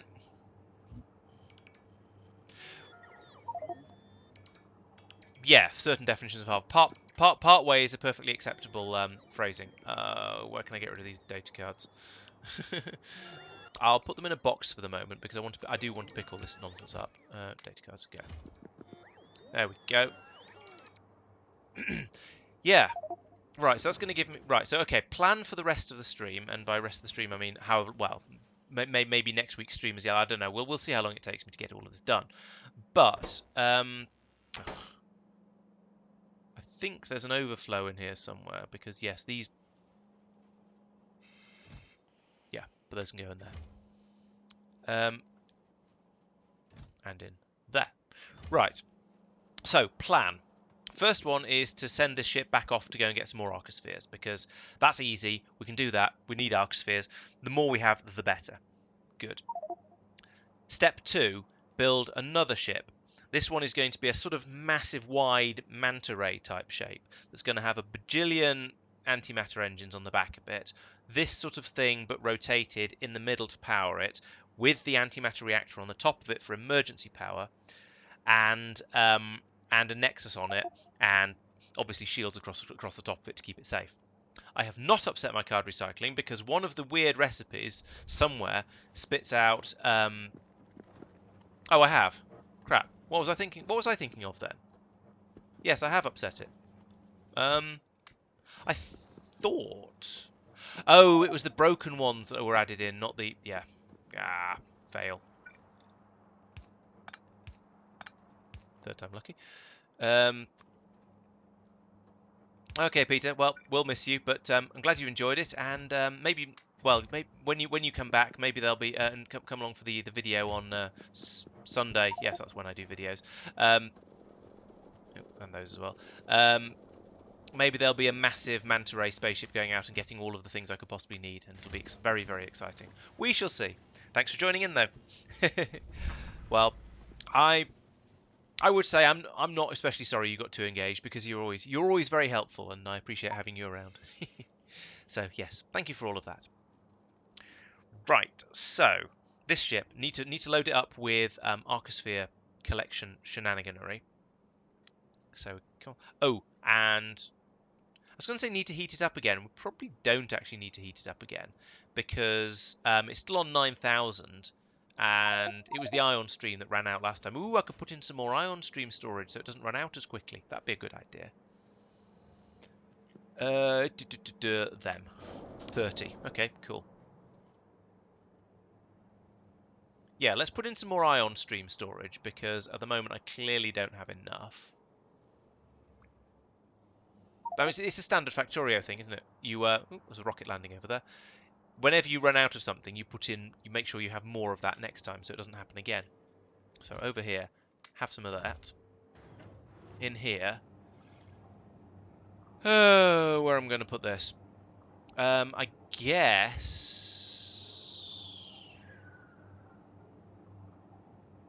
can't put another one in here. Oh, I could actually if I do that, that.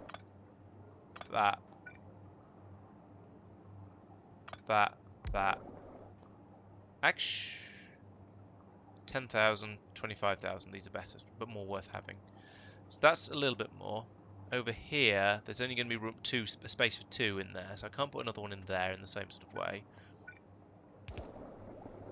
That's not going to work.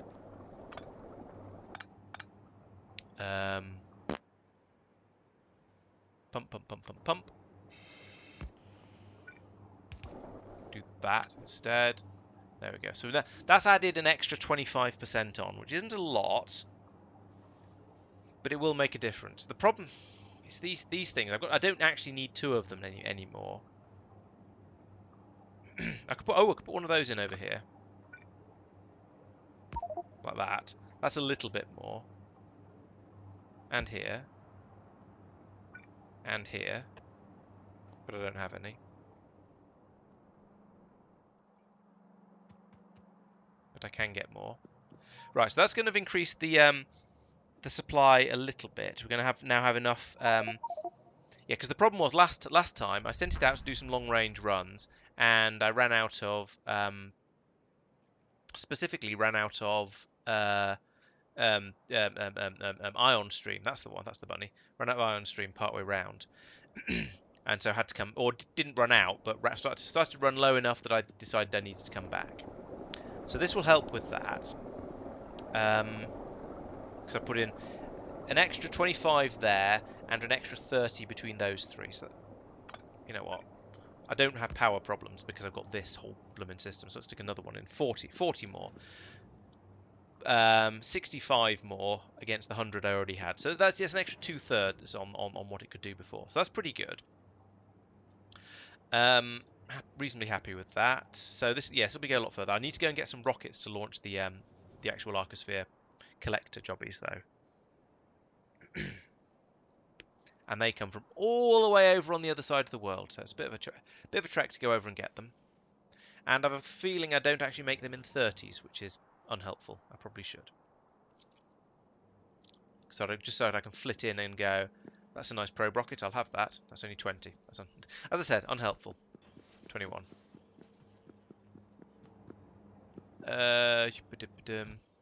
22, 23, 24, 25, 26, 27, 28, 29, 30. What? What have I got more of that I didn't have before? 30.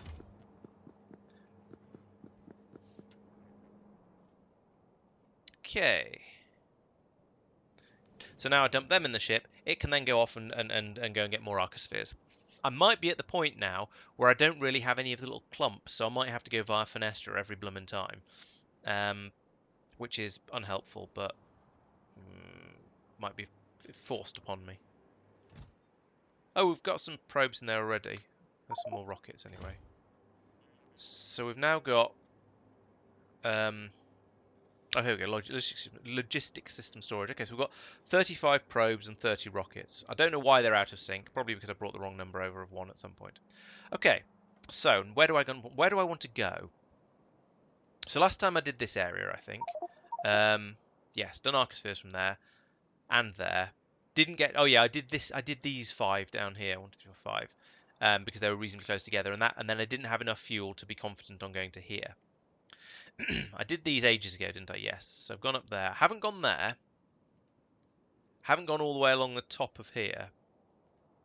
Those are all free, so I can pick up some of those and probably that one. So if I Finestra to there and then to there. What about this one?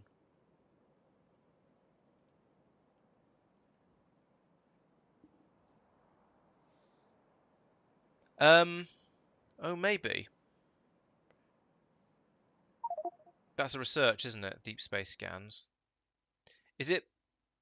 Hang on. Is it Deep Space Zone Discovery that does that? Or is it... Oh, hang on. Look. No, it's... Okay.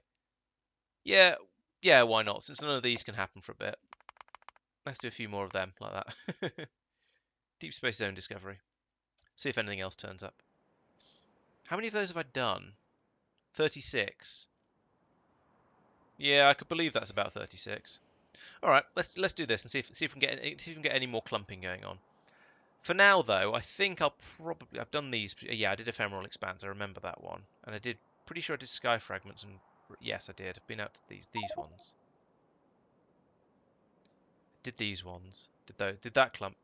Let's do this sort of pseudo clump up here. So let's go to Oblongulata, and Sea of Sorrows, Interstellar Barrens, Spectre, and maybe Sands of Time. And let's see how much fuel it uses to fly to Finestra and back. So, you go to Finestra. Bye. Voomp. So it reckons 5 minutes to get there. I wonder whether that's remotely accurate. Because that speed might go a bit higher now, because I've removed all the lumpy stuff from the side of it. Or it might have worked it out from goodness knows where. You never know with these sort of things. Now that seems to be approaching. Yeah, I think that's... Oh no, it's going a little bit faster. Okay, so that's pretty quick. Probably because I've improved the dropped the containers, the hull stress down a little bit, and improved the streamlining. So that's probably going to do a couple of hundred. Good. Okay, so that can head off out that way, and we'll see how much fuel it uses to get to Finestra and back again, and use that for... Oh, except it's launched as well, so that'll be unfair. So it's at the moment it's on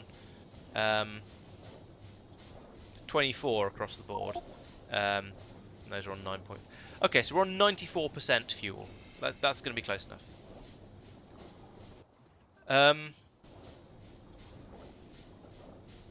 I think it's accurate because we're still exiting the gravity well. We haven't gone into the wibbly wobbly timey-wimey bit yet. I think. Not certain. Just guessing. Right. Where can I build a massive chonky spaceship?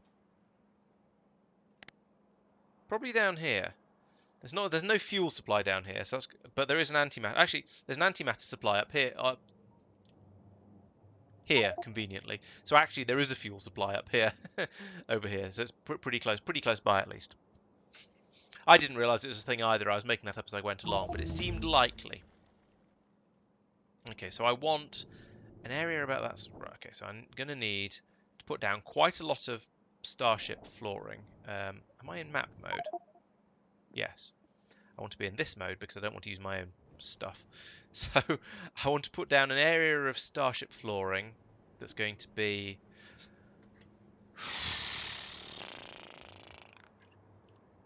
It's going to need to be at least this wide, and I reckon like 6 blocks of this. This is going to be huge. So let's start about here. 1, 2, 3, 4, 5, 6. Wow. It's so big the bots don't even want to get started on it. Okay, so this is going to be... We're going to put the heat exchanger slap bang in... Sorry, the thermal... the beam receiver slap bang in the middle of this. And then build out a heat dealy-withy system on either side of it. Then build a spaceship around that, because that's going to be the... This is going to be the main part of it, I can tell. Can I get rid of that? Yes, I can. But you know what? Stop it. Stop meteoriting around here. Not allowed.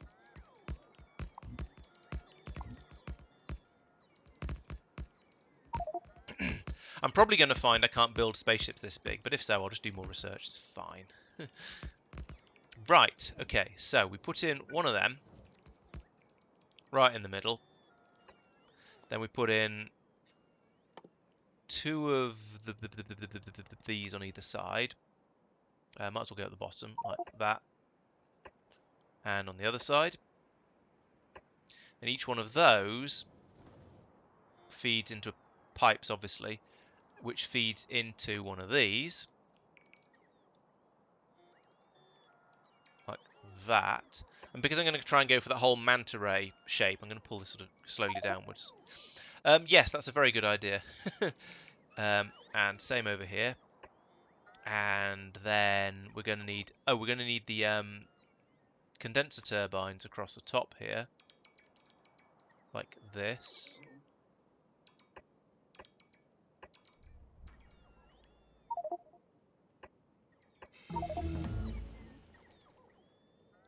Hang on. The water comes out from the side. Is it the water at the sides or the... It doesn't show me.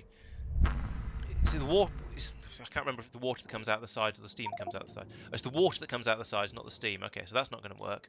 What do you mean can't be rotated? Bloody hell.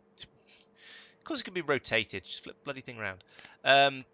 So yeah, get rid of that and that. That's wrong.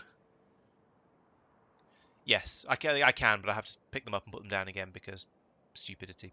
Right.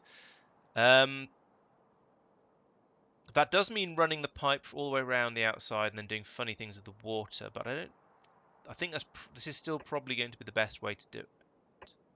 Otherwise, the ship is going to get stupidly wide. Because I could put them over here like that, but I think this probably makes more sense. Pipe goes there. Pipe goes there. Pipe goes there. Pipe goes there.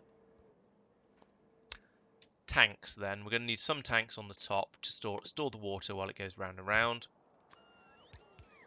Oh, but we're going to need this. Yeah, this is where it gets a bit silly doing it like this.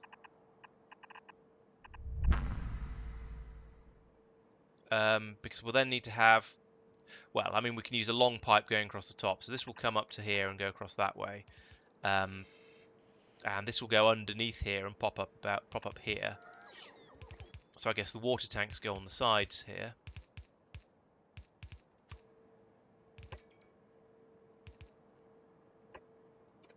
Like that.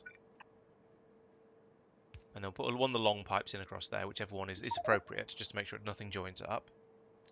I mean, that's basically it. That's the power supply, isn't it? Oh, but I need to put the heat exchanger on the top. Or do I want to put it on the bottom? Where's the nexus going to go? That's the other question. I was thinking a sort of a curved shape like this, because it'll... In fact, given that, what if... I've made this far wider than it needs to be, apparently, but never mind. What if I actually bring the water around the bottom? Yeah, I could bring the water around the... Oh, no, this doesn't pass it through. But I could bring the water around the bottom anyway. That might make more sense.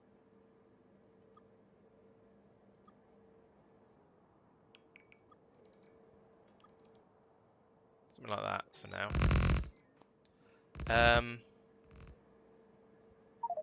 Yeah, get rid of all that for now. And I suppose that as well. Yeah, so we'll put the yeah, the water pipe can come along here like that. And I suppose I could put the tanks underneath. Yeah, let's try not to make the ship too horrifically wide, because I mean it's kind of funny making a stupidly wide ship, but I don't think it'll actually be sensible. And in fact, the water tanks could be the way I pass the water along. That makes even more sense. So that would go like that, that, that, that. There we go. Perfect. That's the steam tank. This is the water pipe up here. So that would then need to 1, 2, 3, 4, 5, 6, 7, 8, 9. Get rid of those. And put in a 9 pipe in there. Underground goes across there. In fact, actually, no, better than that. Underground like that. And then this one can come across, can come straight down here. 1, 2, 3, 4, 5, 6, 7. And then 1, 2, 3, 4. Fine. We'll put a 7 in there. And a 5. 3? 3 in there. Sure. Whatever. Right, so that's the... I think that's power. Well, it is power if I do that, anyway. Oh. Balls. You're right. And... yeah, so it does. Alright, not you.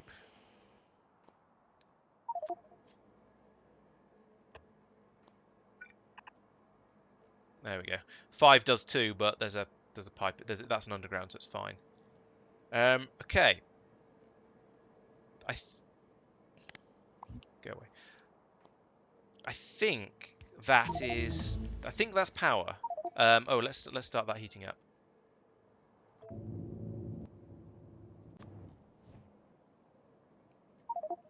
Toast, my pretties. Right. Oh, that's not what I meant. That's not what I meant either. What? Flip. Right. Here, this one, this bit. Okay, so that's power. Okay, I need to finish this off on the other side as well, like this.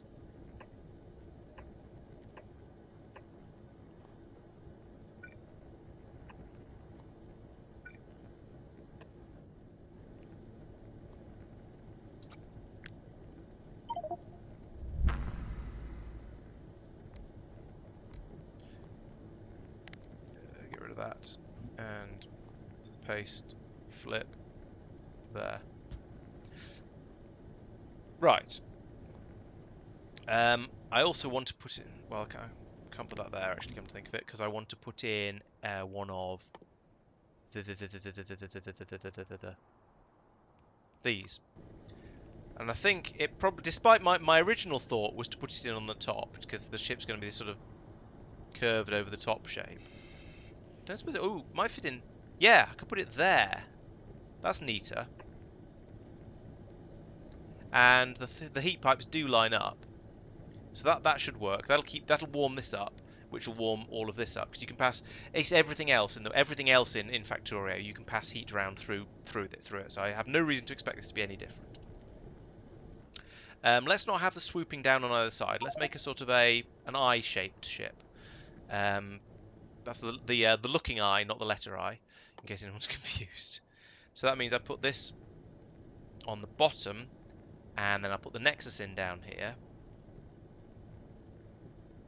Am I getting outside the construction area? A little bit I am. And then we'll need a load of shields along the top. And lasers. But that's okay. So we need more. We need a load more of the spaceship floor along the top as well, actually.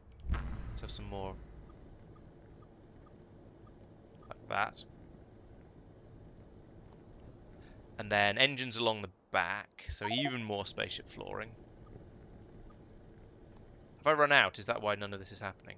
Let's get rid of this bit, because that's too much. It's more. I don't need that bit. And get rid of that bit as well. Those are way outside what I need. Don't take them away. Bring them down here. Stupid bots. Bot spray. Okay, I also need antimatter storage, of course. Now, presumably, the antimatter tanks, these store... Are these 3x3? They are 3x3, and they store 50,000. So it's not quite as much of a bonus as the other sort of booster tanks, but I will use the booster tanks for storage of the naquium, because anything else would be silly. They're twice as efficient on storage space as these things are, so that's good.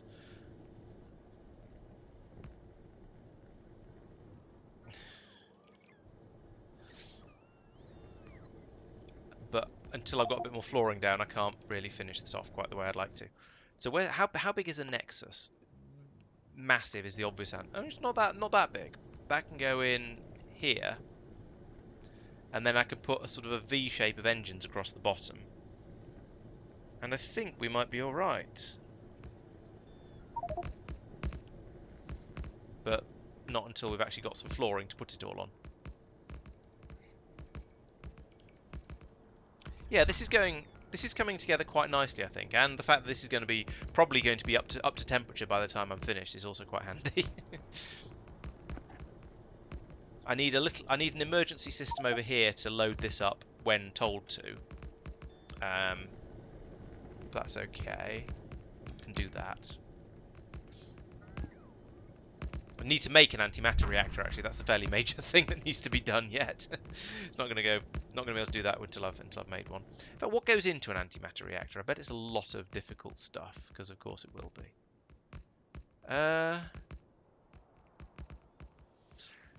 I mean, yes, 50 naquium cubes is quite a lot. It's a lot of stuff, but it's nothing too shocking. Bringing over the energy catalogs is going to be mildly annoying, but again, nothing too impossible. Can we finish this off, please? It's full of holes. Oh, I see. We've used all of the supply of flooring. What are we short of here? Oh, aeroframe bulkheads. Which, again, we've used all of. We've just ripped through all of absolutely everything that we've got to make into things. Where else is this going? Doesn't seem to be. I must have made something that used it all up. Anyway, can't do very much more here until I've got the nexus in, unfortunately, because it's going to be slightly hard to plan. And then I need to go around and I'll do the engines next, because they're going to be relatively straightforward, and then I'll think about what I want to do with shields and lasers and see how that goes. But this could potentially just be almost a wedge shape across the top, but I don't want to be a wedge shape because that'll be slow. Oh, yep, found another one. You're quite right, Tristan. Finally, that's 21 times now. Yeah, let's see where that is. Broken mirror is...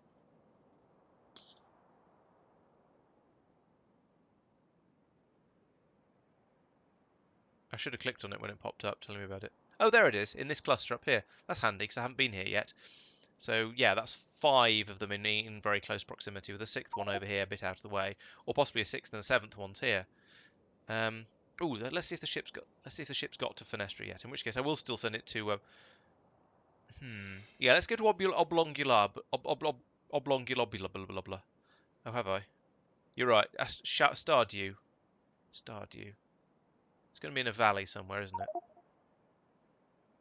Can I click on them here? No. I could search, I suppose, but that seems...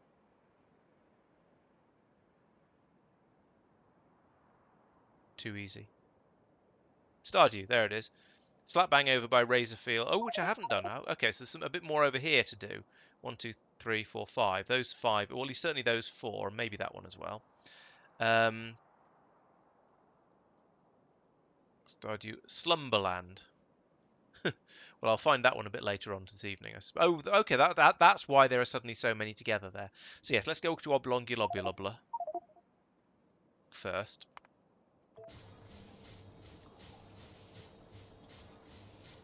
Oblong globulator butter. Oh, no, do get there. Alright, and down here. Spaceship. Spaceship? Not quite.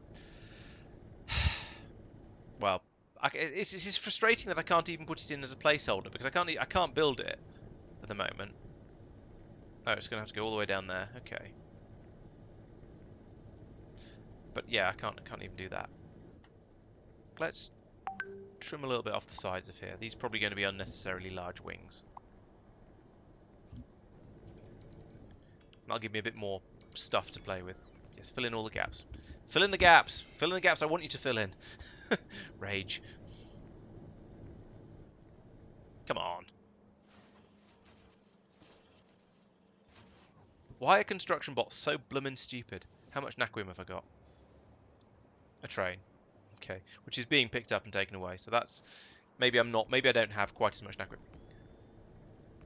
Almost the last one. Penultimate one was the one that I was waiting to get placed. Right, okay. So that's going to go there. And we're going to put in one of a power cable pylon thing there to power the whole ship. Like that. This thing is bigger than it looks because it's got the curvy tops. Right, okay, so engines. Engines. So it needs the best place I can put it is there. Because it needs to have a pipe running along the back of it. However, I need a lot more engine. I need a lot more ground under these things than I realised. I suppose that's fair enough, really. If I want to get them in that nice V shape, like I've done on the other ship, which somebody told me ages ago makes them more powerful or more efficient or more something. Then it's gonna come down quite a long way as we get across to here, and then go back up the other side. Let's start with that idea and see how ridiculous it gets. So this first one, well, it can't go there, but it can go there. Except it can't because it's building out into empty space.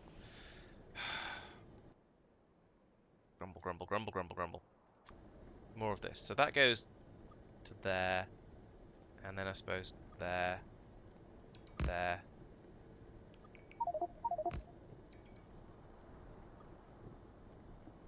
Make this a bit smaller.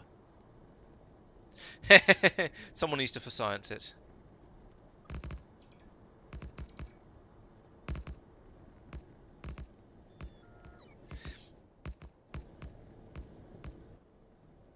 Maybe I'll do that between streams. I occasionally say things like, maybe I'll do that between streams. I won't. I don't have time to do anything between streams apart from make all the videos I'm trying to put out on this channel.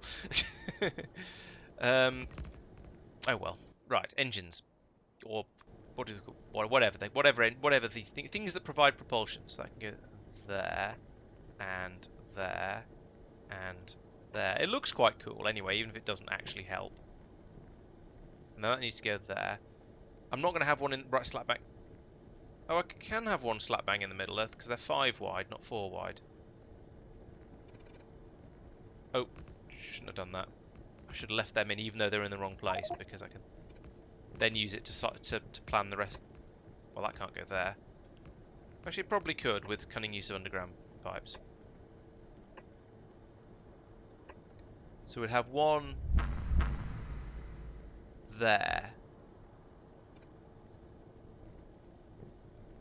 Except I can't build the damn thing on empty space. It's there, but one square. There, but one square lower. Get rid of all of those now. Get rid of all of those now. Why's that got a exclamation mark on it? I don't know.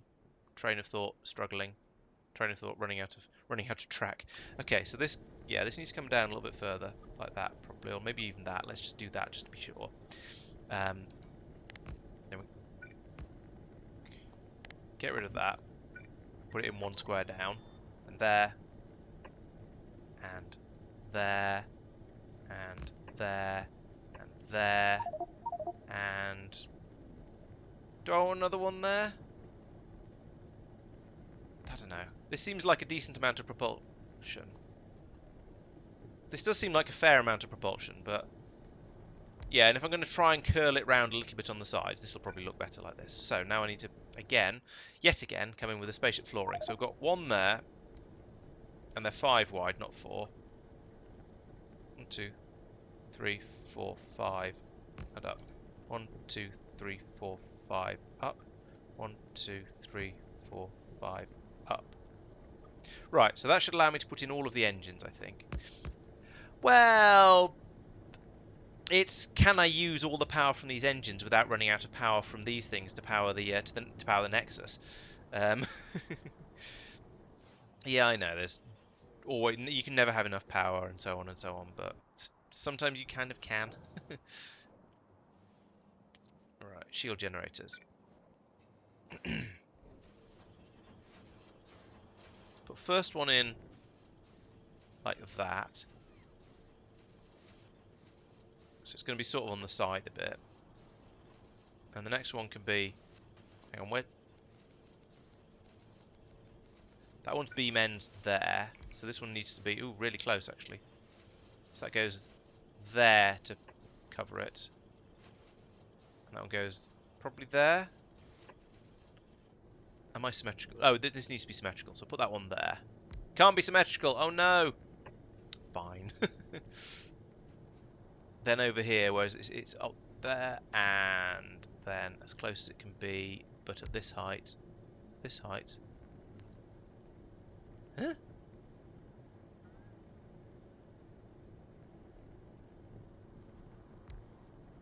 I'm very confused.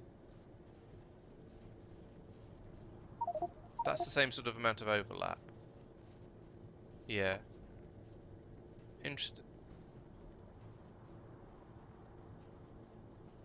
I think that needs to be... How can that... How is this not symmetrical? I mean, obviously, I know why this isn't symmetrical, because... Oh, that's... Oh, I've done it completely wrong on the right. Try that again. That should go there. And there. Right. Duh. Okay. I don't think I need defences on the side, because we don't tend to get meteors coming in like that at that much of an angle. This is probably going to be okay, and we'll find out later if I'm wrong. That looks pretty good. And that, and... Nope. Then we come in with a spaceship wall as the next thing. Why am I just going looking for some rather than just grabbing it from here and... Grabbing it from here, like... Where is it? That. So...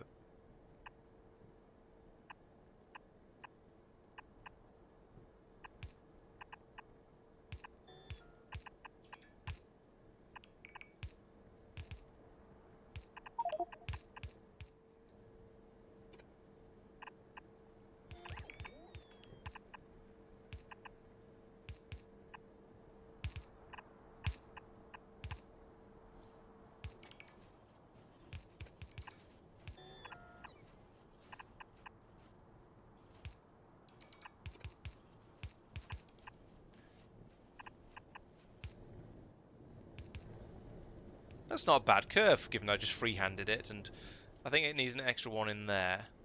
But other than that, I'm quite pleased with that. And maybe there. And then I can take out that one and that one. No, that's definitely wrong now. Still, the most of it's not too bad. So we've got right, a bit directly across in front of this.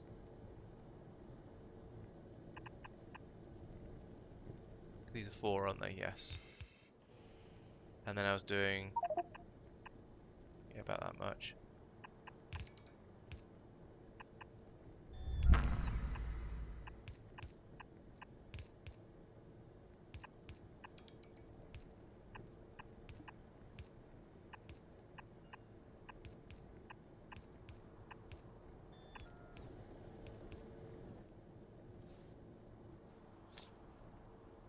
And then we have the laser turrets, of course, all the way around the top of it to keep the rocks away. In fact, I'll start from down here just in case any do make it round the side, and then just carry on essentially with a row of them all the way around here.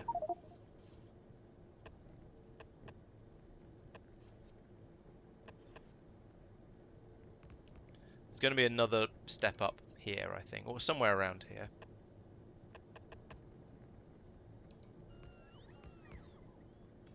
This one's got 1, 2, 3 coming out of it like that.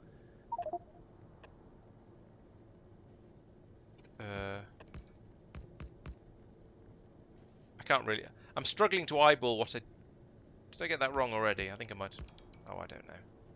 I'll have a look at it. Better, slightly better, more careful look at it in a minute. Yeah, I've not got that 3, 1. These are 2.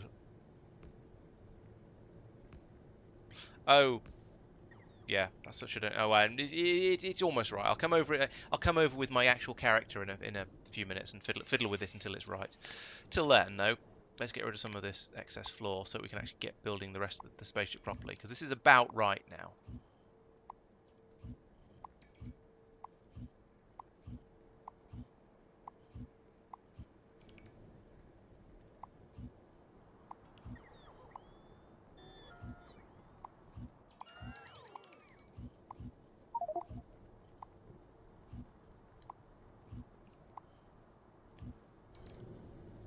All right. Okay. So now we can put the engines in. Boom, boom, boom.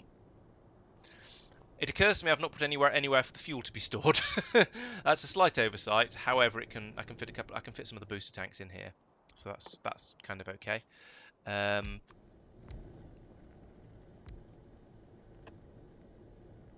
won't link because it's there. That's going to be a problem. So put it there, and then space pipe. Boom, boom, boom, boom.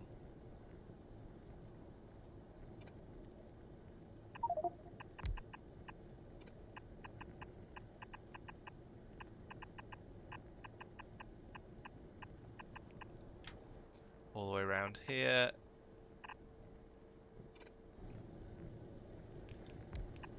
There, right. Oh yeah, and the underground parts of it. That would help. Boom, boom. And over here as well. No. That. Okay, so we've got storage for fuel. We haven't got a place for fueling yet, but there's room on both. There's going to be room on both ends of it for it to be fitted in there. Yeah, copying and pasting the wall would probably have made sense. It's getting. Oh, yeah, all right.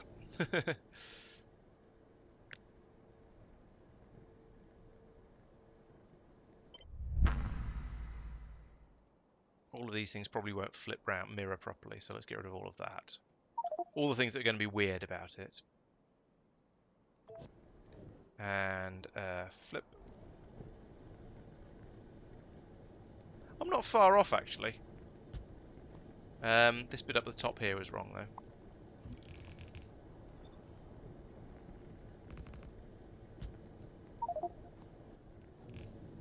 Ah, pleasing symmetry. Right, let's seal up that bit across the top.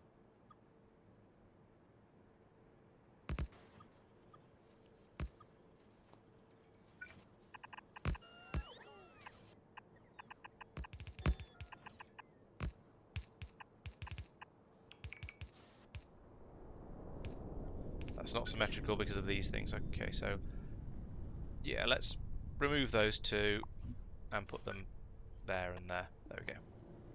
F to flip blueprints horizontally, and also to pay respects, but that's not relevant here. It doesn't work for basically anything that involves fluids in any way, shape, or form, or any machine that involves fluids, and quite a lot of other ones as well. So you'll often find that it doesn't work, but when it does work, it's very, very useful.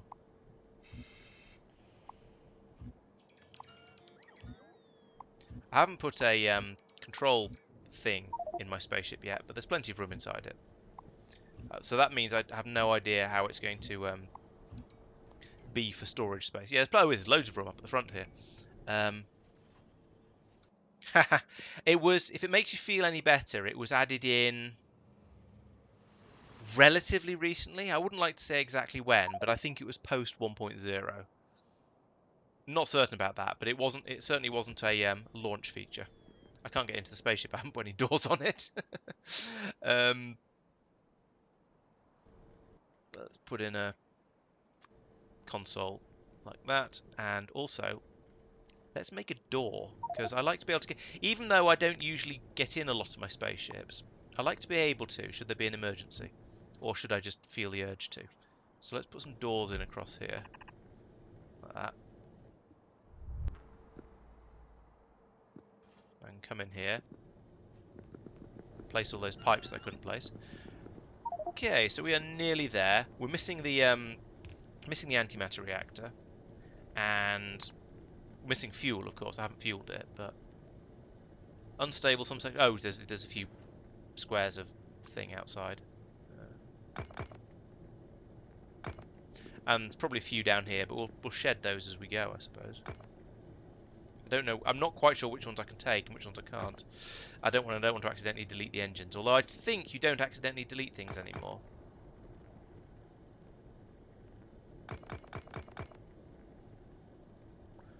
I'm nervous about doing that anymore. I'm not going to.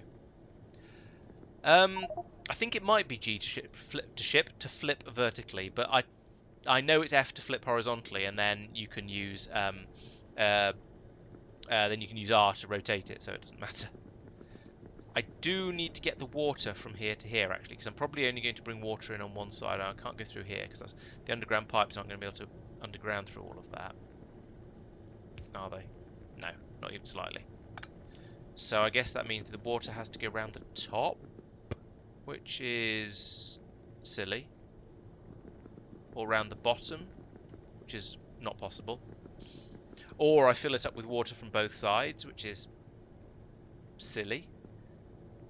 These are double-endy things, so I could bring it out of here across the top and into here, but I'd need to go, and then I need to move this. I could put that up here.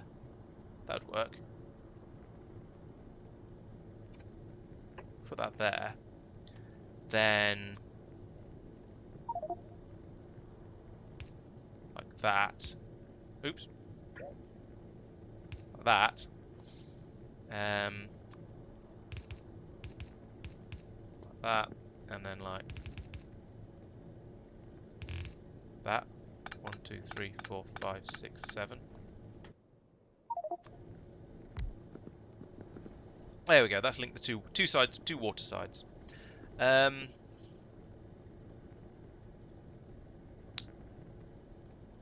Is that? Did I? Oh yeah, you're right. Thank you. That means this could be a 9. And these can have 3s in them.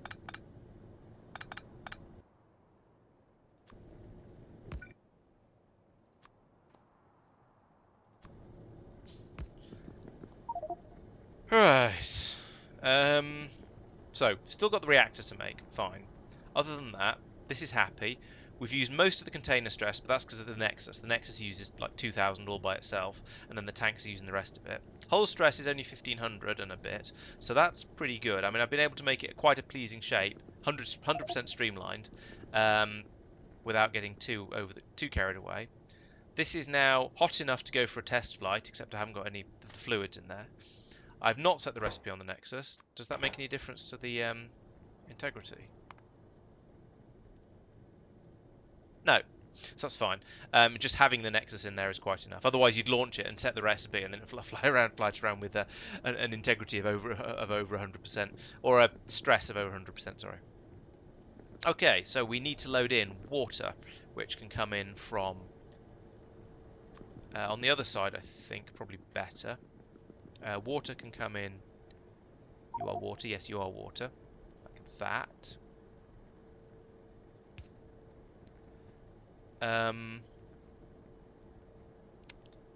Or would it be better to put it in? Maybe better. No, better idea. Bring it in down here, because then I can put a pump in and tell it to stop pumping when the system is mostly full, and we don't end up with a stupid happening as has happened many a time before. And then also from down here we pump in the antimatter that can fill up all of these tanks in the middle. Might have been the research thing. Yeah, I don't know. Did I? I can't remember.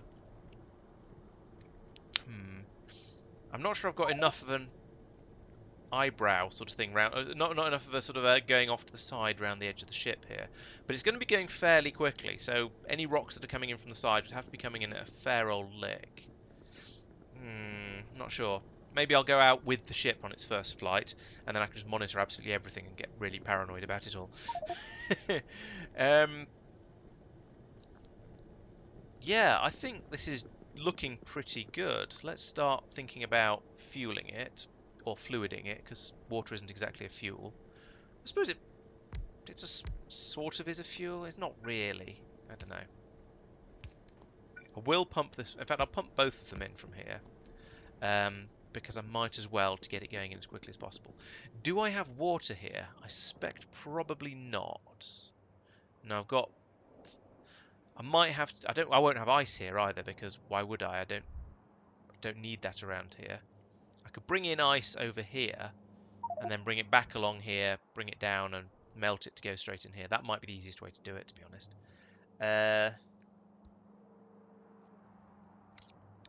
This is going to have to be wound out of here. Oh, the spaghetti is going to be horrific. Let's start doing it, so when I start crying, I can take a break.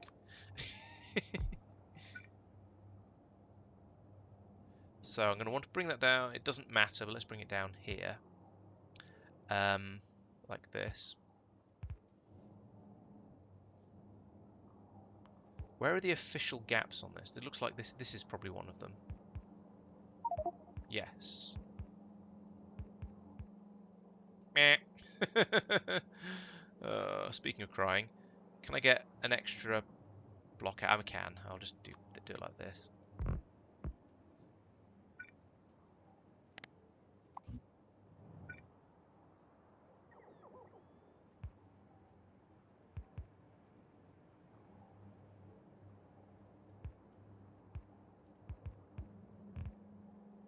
Oh, that's still in the way, but I want to go into this gap here, so that was why I came down here without looking at it properly.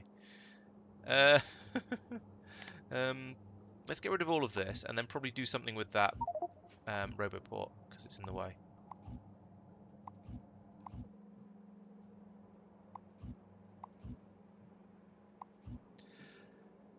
I kind of need a roboport around here somewhere, and the problem is the next one is going to be, thank you, is going to be linked off that one.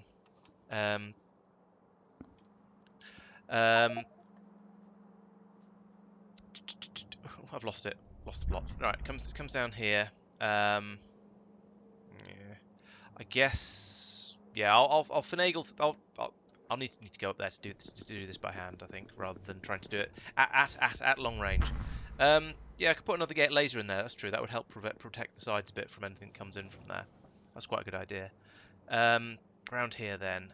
So I want to pull up this roboport. How is my roboport coverage now?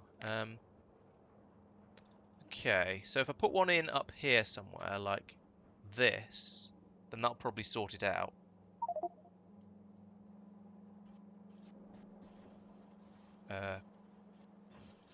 It doesn't actually matter very much where I put it, so here, let's put it in next to those underground belts, because I can actually see where that is. So I'll put in roboport in there, and there, like that. There we go.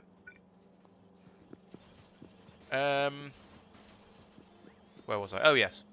Fluids. I remember. It comes down to here. Then run this down here like this. Yes, this is slightly wider than it needs to be. No, I don't care. Let's get some long pipes out. Pipe. Pipe. Too much.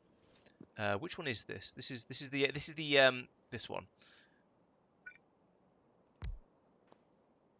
Is that a 7, 9, something like that? Close enough.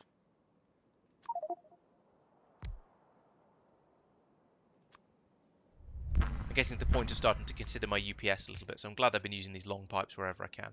Right, so that should now, apart from the little bit up the top here, be functional. So that looks like a 7 as well. And linked. Right. It's not exactly going to be quick, but it should work, at least until this goes... These have gone dry almost immediately, because of course they have. Why are we not summoning more antimatter? Summon more antimatter. I wonder if I should replace that with a 5 and stick a pump in there. Yeah, probably a good idea. Let's do that. Pump, pump, pump, pump, pump, pump. And a 5. There we go. So not that it's going to help in this particular case because there's no antimatter available because everything's been eating it. But hopefully a train will come in. Is there antimatter mentioned in here anywhere? No interstation antimatter providing antimatter. Okay. Why is there no antimatter? I thought I had a crazy supply of it here. Why are you sad? Because you have no coolant. What the hell? Why is there no coolant? Have we've overfilled here? Oh, bloody hell. Right, let's go and fix that. Oh, right, so yeah, it seems to be a sort of a recurring theme of the coolant getting out of balance because it produces loads of it gets held up in all of the machines and it all gets dumped out as warm stuff and it just overflows and it can't get rid of the warm anymore. Or hang on, no, there was no oh, it'll be the coolers that aren't able to get rid of their warm and that's why they can't make any more super chilled, presumably. Yeah, because if these outputs are full, then yeah, you're stuffed. So down here, that and that and that and that. There we go. That will allow these to start running again. That hasn't called for more, which is good because we need to know how much is in here. It's already too much. Hopefully that's going to be enough. I don't entirely trust it because I've played this game before, so let's put a bit more along there, and then put in another 3 tanks. And again, they all need to be linked into the circuit network, so it's counted, and we don't get more being brought along here. Okay, so we should still know that we've got 50 something. Fine. Okay, good. Now that should now be producing. Yes, these are now running. This one isn't running. Okay, we're just not. We haven't. We need. There's a bit of buffer filling up and getting the pipes full and so on. I think this is not going up, but it's. Do I need even more coolers? In fact, I can put in more chillers just by flying up here. So let's do that. I can't. I apparently don't have any of the hypercoolers. Oh well. How are you doing? Still on 600. Is everything working here?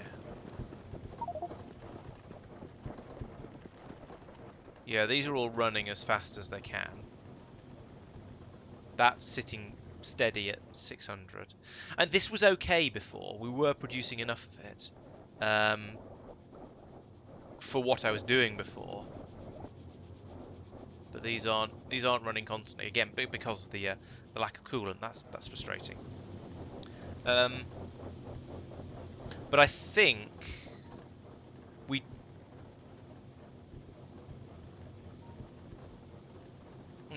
maybe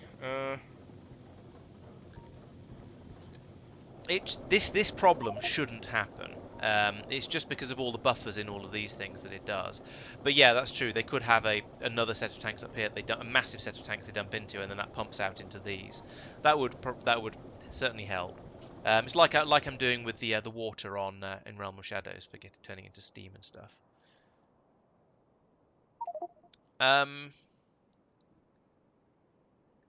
But okay, that's going to produce the antimatter. That's going to bring it over. I still need water over there. That's going to be a bit more of a problem because I don't have water or ice.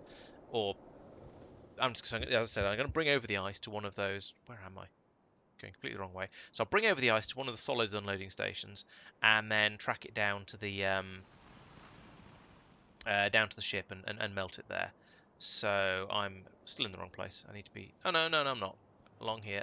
This one is going to start requesting ice to. Well, we'll go on the inside just for the sake of simplicity. And ice. It's a resource, isn't it? So it'll be in here. Water ice. That one. And then we request some water ice. And because I haven't set any of this stuff up properly, because I don't watch my own videos in advance, we'll just put in a small number there. Right, so this comes down now and goes under. Okay, comes under here. Run down here. Oh no. We don't. We go slightly further across because there's a thing in the way. Is this one clear? No! Alright. None of that then. Well, I guess actually we'll have to come down over here. To here. Then we'll bring it across over this way. Oh, jeez. Then... Those are on touching corners. Those are all touching. Have to bring it all the way over to here, and bring it down through this gap, I think. Or to no, here. This is the one. Not that I'm going to be able to get it. Oh, this is horrible. So from here, this is the gap.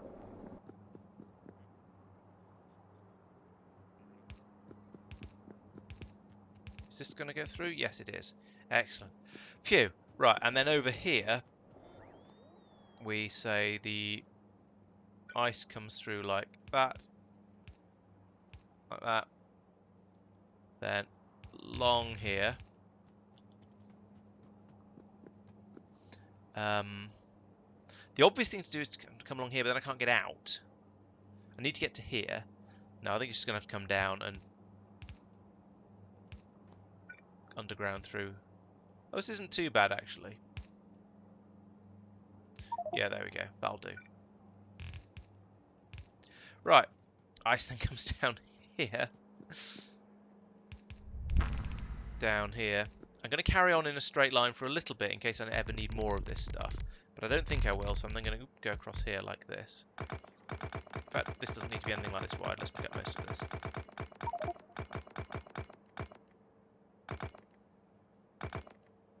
Right, I'm going to get this liquid into the ship, and then I'm going to call it a night, I think, because it's getting a bit late, and I'm getting... My head's starting to swim. And, yeah, just... So I'll do that, and then down here I shall need a chemical plant. They're big in space, aren't they? So let's put down plenty of space, like that. What are they called down here? They're... I don't see any in my inventory. Let's get one out. Just get one out of storage. It's much easier. The biochem facility, that goes there. Let's put it there so it's not touching that pipe, because otherwise you just know that something weird is going to happen, don't you? Oh, it is 2. Excellent. So I can go under there, down here, and across there, and like that, and then have I got another 9 pipe? No. Let's make some 9 pipes.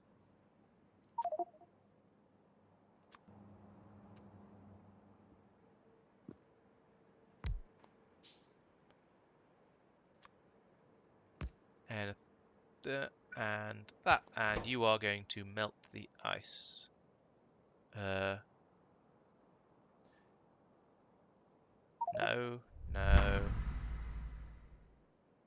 Is this not how you melt ice? Oh, there we go. Water from ice. There we go. Right, okay. This only really needs to run when there's a spaceship in, but let's give it proper power anyway, like that. Fill, fill, fill, fill, fill. Chug, chug, chug, chug. Oh, and actually not doing this properly would help, wouldn't it?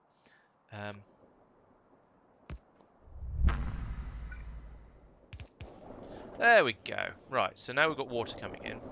We need to tell this, we need to link this up to all of the tanks, like this.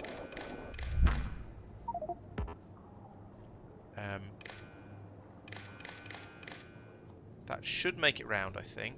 I hope. 100. So if I make it 150, so pump when water is less than 150,000, then we should fill these up nicely and should just work nicely. Now, if these don't pass the water through, I shall not be happy.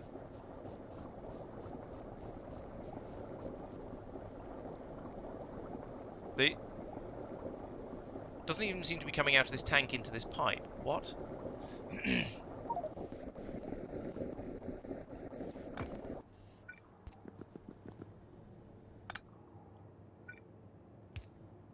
Okay, now it's working. It's going into here anyway. Oh, this is presumably going to hog it all until it gets to 2,000. Then it'll pass it on, like that. And then it all starts to fill up. Excellent. Right, so now we are cooking with water. And possibly antimatter. We're not really cooking with antimatter. We've only got like 15,000 of it. Oh, I need to put in a system in here to load and unload the machine. And these probably should be better sort of... These probably should be logistics things, or at the very least there should be a belt unloading them from here somehow, and I don't know how I'm going to get that out. I could put this up. No, I can't. I can't put it up here, get in the way of the lasers. This, yes, Summit is the ship that's going to go out with a nexus on it to do deep space interstellar void researchy shenaniganeries. And that requires a ship that's capable of going quickly and producing crazy amounts of power while it does so. Because this Nexus system down here uses enormous amounts of juice and does research for you. So it produces this deep space science network. No, the deep interstellar something or other science packs. Yeah, so this is currently not remotely automated, so there's quite a bit more work needed on that, and we need a reactor up there. But other than that, I think this is basically finished. So yes, I'm going to call this stream a little bit early because there's sort of some stuff has come up. So I think this is a reasonably good point to do so, because we've got the antimatter and the water being pumped in. The water's going to take quite a while to fill up though, because there's a lot of these tanks, and this thing only melts water so quickly. Building this is going to be a fairly major undertaking, and well, we'll see. I tell you what, actually, I'll put the stream on hold. I might be back in about sort of 15-20 minutes, half an hour, something like that. We'll see. So I might be back in a little while. But if not, thank you for watching. I hope you've enjoyed the stream, and I'll come back as I'll have an update for you next week and at the weekend as well. So thanks for watching, and I'll hopefully see you in a not very long.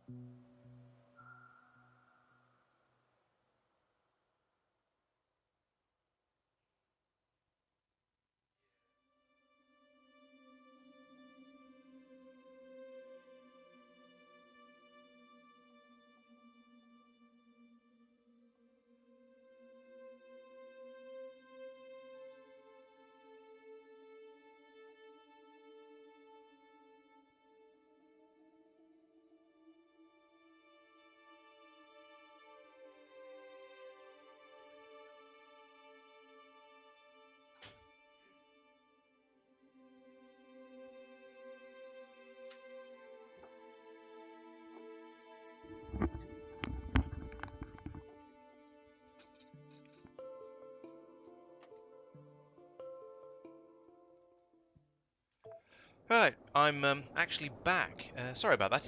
Is anyone still here? Right, I'm trying to decide how much more I want to do. So this ship is obviously going to refuel. He's going to carry on picking up its fuels or its fluids. Get a supply of that in. Oh, good. Hello. Good. I'm glad you're still here. Thank you. So, what was I saying? Oh, yes. It's getting the getting these out is going to be an interesting potential challenge. I didn't really think about that as I was designing it.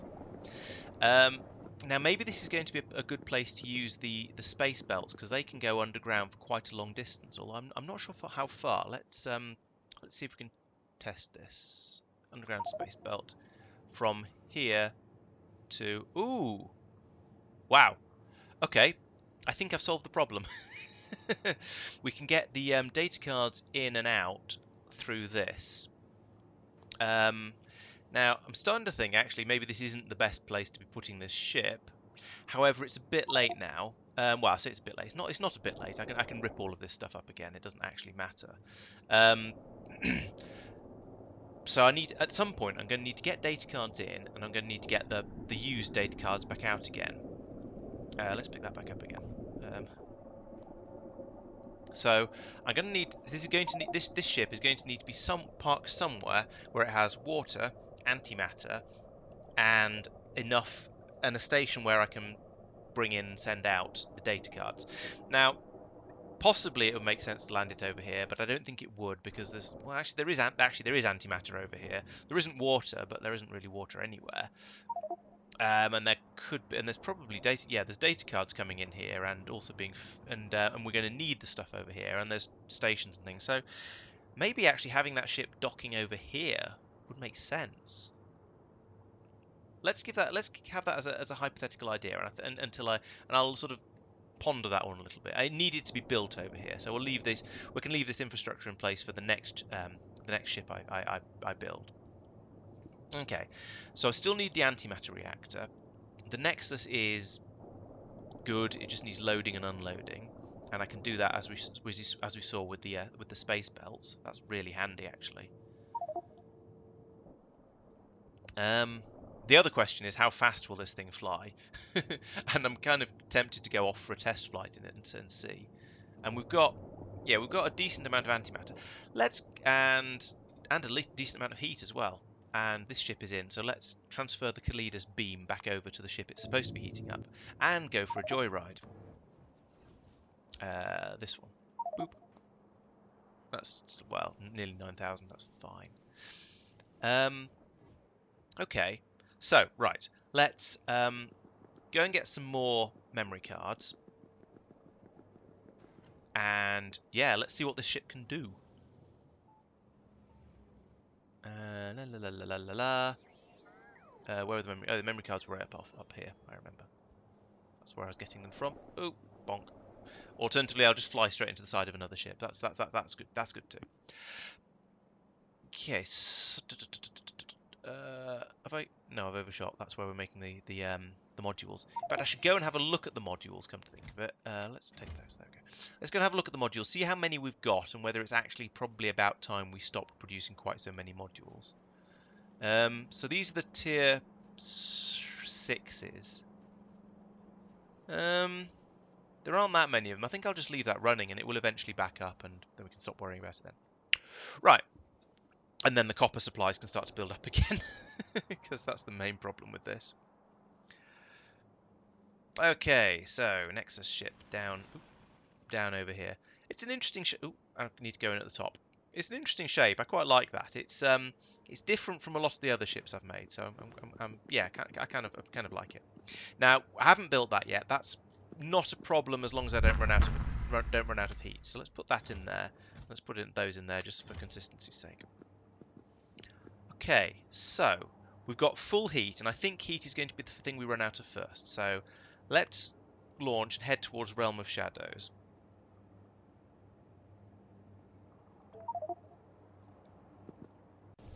Right, okay, so we've launched.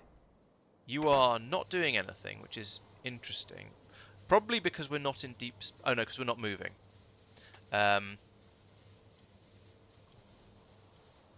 There we go. No, I said go to Realm of Shadows.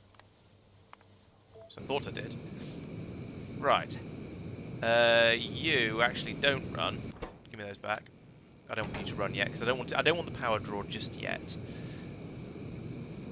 That temperature is dropping visibly. That's slightly alarming. How much power are we using? Power consumption is going up, which is interesting.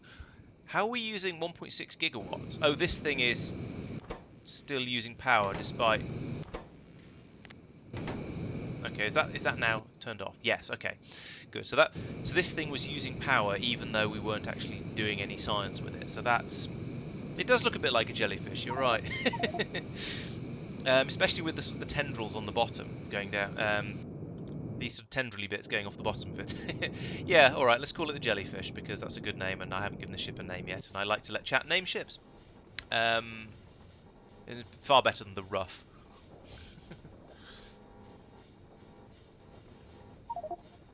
The jellyfish. There we go.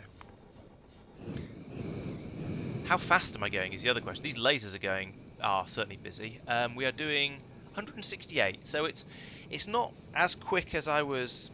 It's not crazy fast. But oh yes, 168, 170. That means we're going to be using 1.7 gigawatts once we let the once we have the thing actually kick in properly, which is quite a lot of power. Not going to deny that. That's a big rock.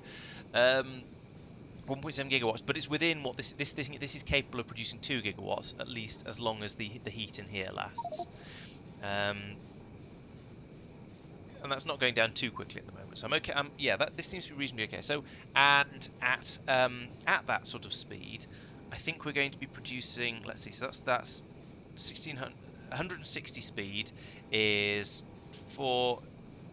doubled and doubled again, or then times 4. So it'll be times 16 times 3. So we're going to be producing about 45. We're going to be producing about one of these data cards a minute. No, one of these data cards a second, slightly less than one per second, which is actually that's a pretty good speed. I'm happy with that. That's oh, that rock nearly made it through. That's much faster than we're going to be using them up. So given that this is going to be, but this is only going to have a sort of going to be going out some of the time, producing the data some of the time, and then coming back again. But I think that's probably okay. Are we in deep space yet? No, we're still near Calibus asteroid belt. So let's flick out here. There's the jellyfish. We are nearly out into deep space. So when we do, flick over the power and see how far we get. So right, turn you on. Right, and now we have the fun, as they say, and this should be. So we're still doing 170, almost virtually. Power is at 1.8, 1.9. It's using basically all the power, but that's okay. Oh, it's the shields. I should put some Woo, what happened there? Oh, the shields. Yeah, I should put some accumulators in for basically for recharging the shields when things like that happen.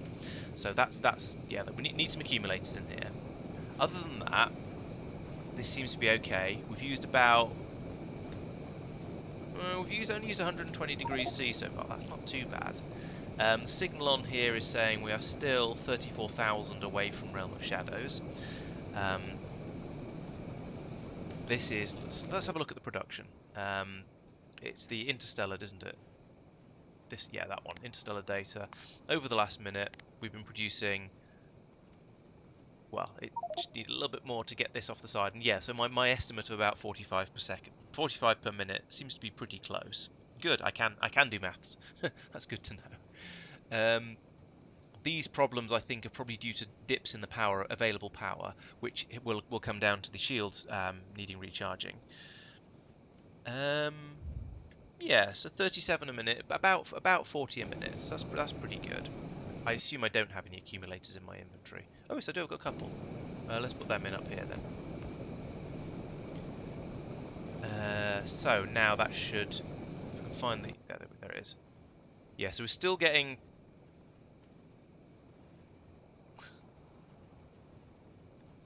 So, yeah, the shields are. I don't actually. Maybe it's not the. I don't know. I'm not sure what's causing these. Maybe it is. I think it must be the shields. Okay, so we get slightly. This is possibly slightly too quick. So let's pull the speed back to 160.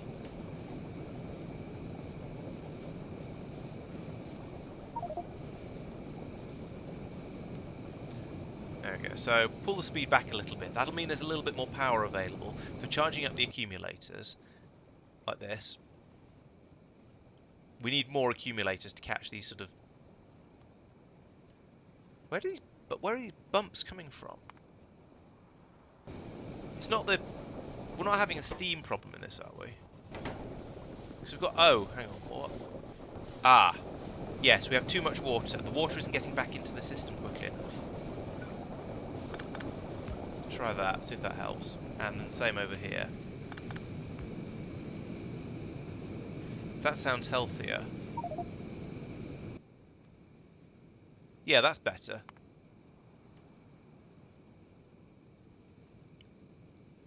Right, that's okay. So it was the problem was that the water was building up in these pipes a bit too quickly, and that we weren't able to get rid of it back into the tanks. So the tanks aren't full, but it's just having trouble squeezing around here. Maybe if we... There we go. Is that going to help a bit? I would like to think so, but these pipes are still very, very full. This is also very, very full, actually.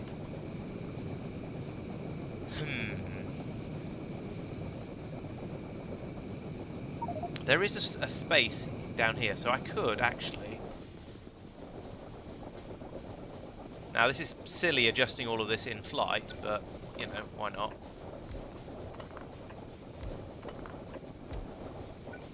Oh, no, I can't do that. Oh, I probably could, actually, if I replaced that with a 3, like so, and then put in a 3 there, and that there, and then that there. How's that now? Yes, there we... Oh, it's got rid of all the steam, but perhaps because these are filling back up again. But these yeah, these are now emptying much more quickly. Okay, good. That seems to be a suitable fix.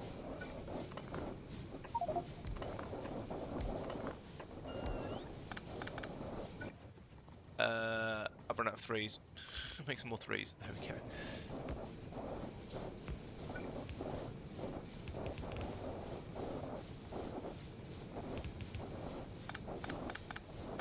Right. Okay, so that's... I mean, this is how this sort of thing is going to go, isn't it? You have to go out and do a little bit of sort of shenaniganing around with it, just to get everything in the right place and behaving itself properly. So I'm not too upset about having had to do that. How far are we away now? We are 23. Okay, this heat isn't being used up at anything like as quick as I thought it was going to be. So we've travelled about a third of the distance, and we've used about 10% of the heat. So fly out to Realm of Shadows. We'll presumably therefore use 30%. Flying back, we'll use another 30%, and we're okay. But we'll need to make sure this is heated back up again before the ship goes out. So I think it might be a send it out manually whenever we need it, but it can fly all the way to Realm of Shadows and back again. In that third, we've produced almost 200 data. That's not too bad. It's not a huge amount, but it's reasonable. That again comes back with the problem of how do we make the ship wait until this has got back up to temperature, and I don't know how we do that. We probably can't. Which is why I'm thinking manual. Ooh, we've used up most of the antimatter. Stop. Okay, and let's turn that off and turn that off. Right. Okay, so in that we're hooning across the galaxy. We've used more than half of the antimatter. That could be a problem. Can you turn engines off? No. Maybe we can just fly slowly and it'll be okay. This is a concern. So I was expecting the heat in here to be the problem. We're have to worry about that. But actually, we've ripped through more than half of the antimatter while I wasn't really keeping an eye on it. Water is absolutely fine. We could get rid of some of these water tanks and replace them with antimatter tanks. That will probably help quite a lot. Gets a bit more range out of this ship. That's a good point. Yeah, if I just do that, these engines will now no longer pull in any fuel from over here. So yeah, that's a good, excellent point.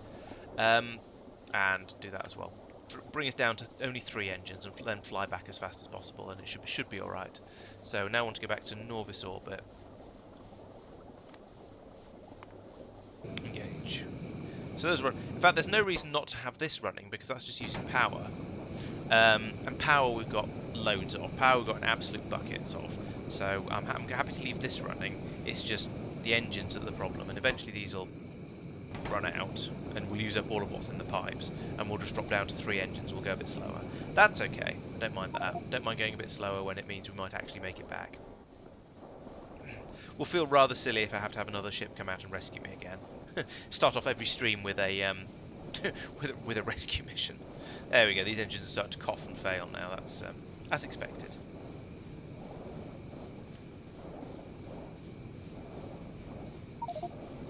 Right. Okay. So we had enough antimatter to get about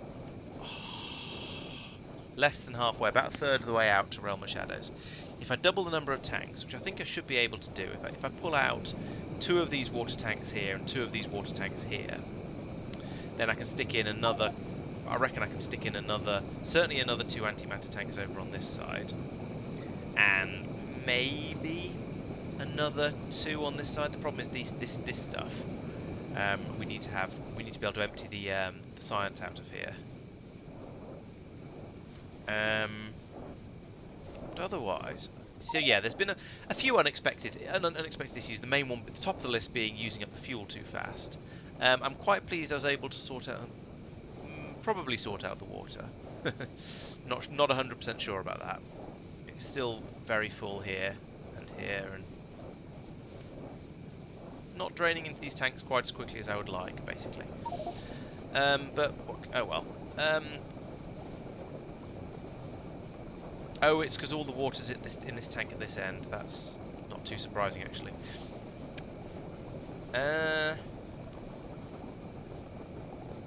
Oh, I could put the water storage up here. That would make a lot more sense. Stick the tanks in up here rather than down here, and it gives me more space for antimatter storage as well. Yeah, that'll help a lot. And then, yeah, we don't need any of this. We don't need any of this pipe. This is all a nonsense.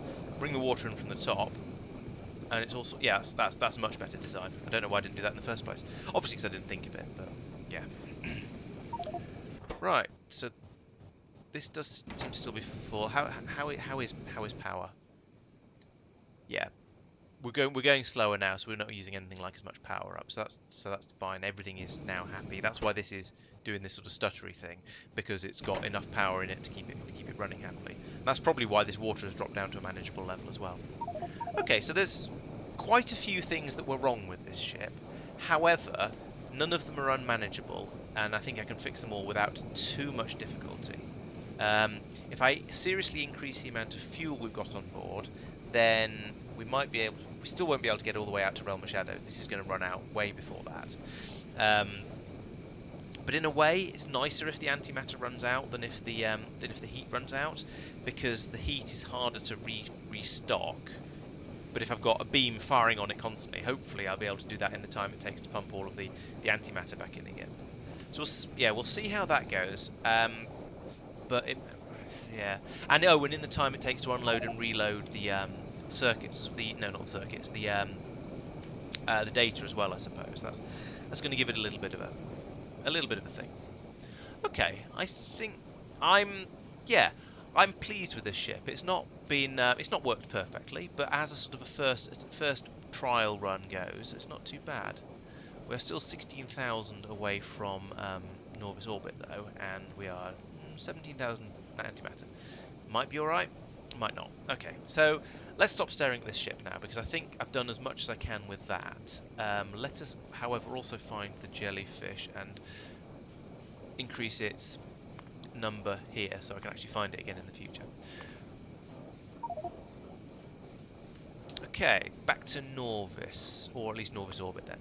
How are things looking around here? Well, let's pick up this spare spaceship flooring first, because there's no point in wasting that. Over here, oh, this is all finished actually. We've done a decent amount of zone discovery.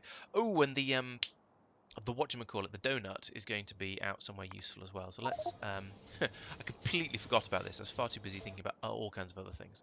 So let's land this here, and we'll get some more archospheres while we're here. Is the archosphere thing still in my paste buffer? It'd be quite nice if it was, but it's been so long since I've done any archosphere collect. Yeah, it is. Excellent. So put that there. There are no robots in the ship. I don't.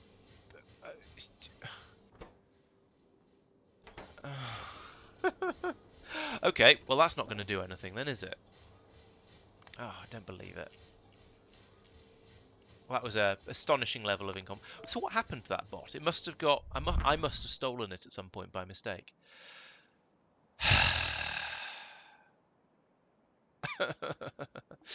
Back to the old drawing board. Not that ship, not that drawing board. That's just going to have to fly back to Norvis orbit and I'll put a bot in it, and then it'll work again. Okay, so we've got science and majigging is going on over here.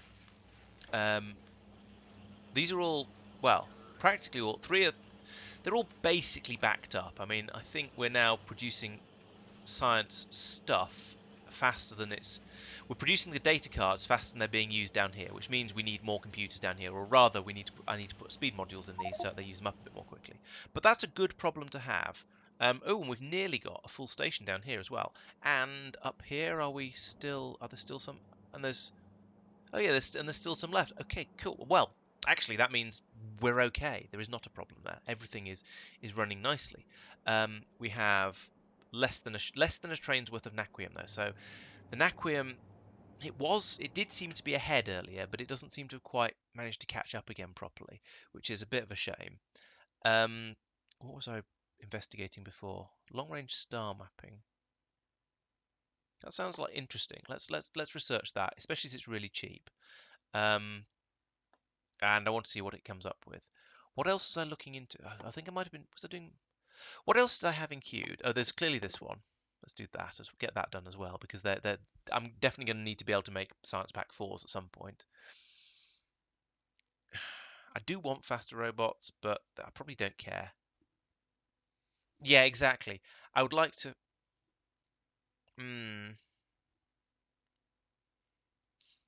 That's possible.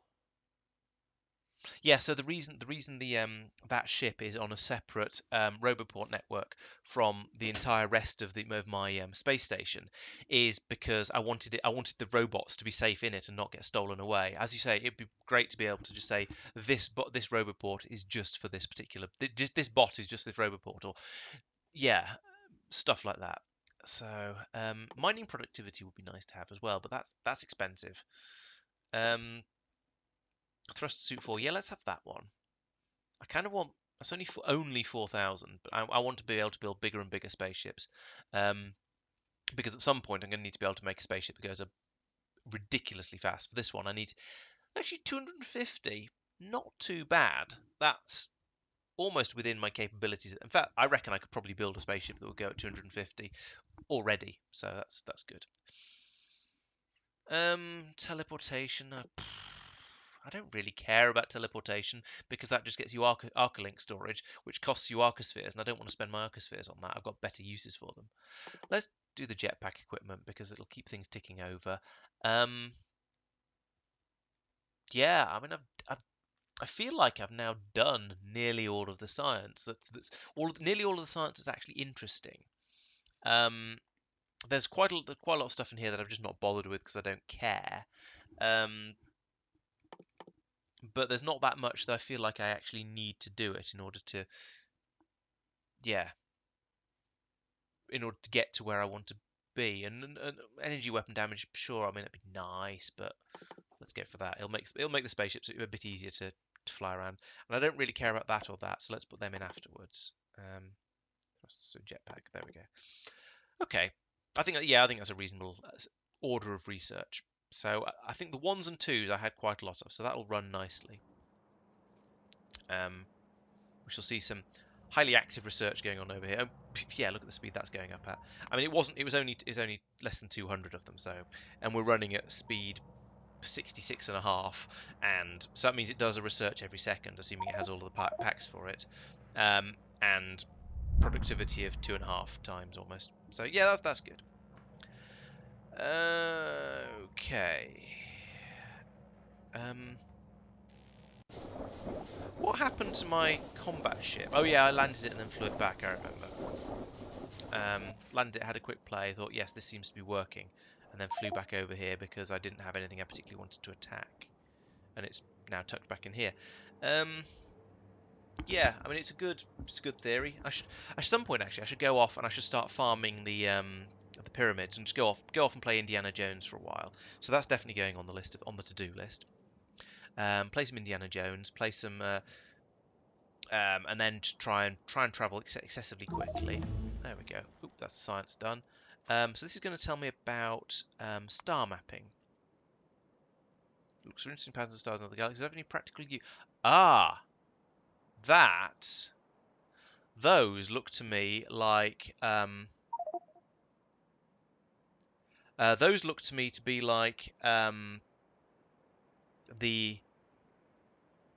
Sorry, I got distracted by my. These look like the things that are appearing inside the pyramids. So when I go into pyramids, sometimes I see things like. Have I got the image here?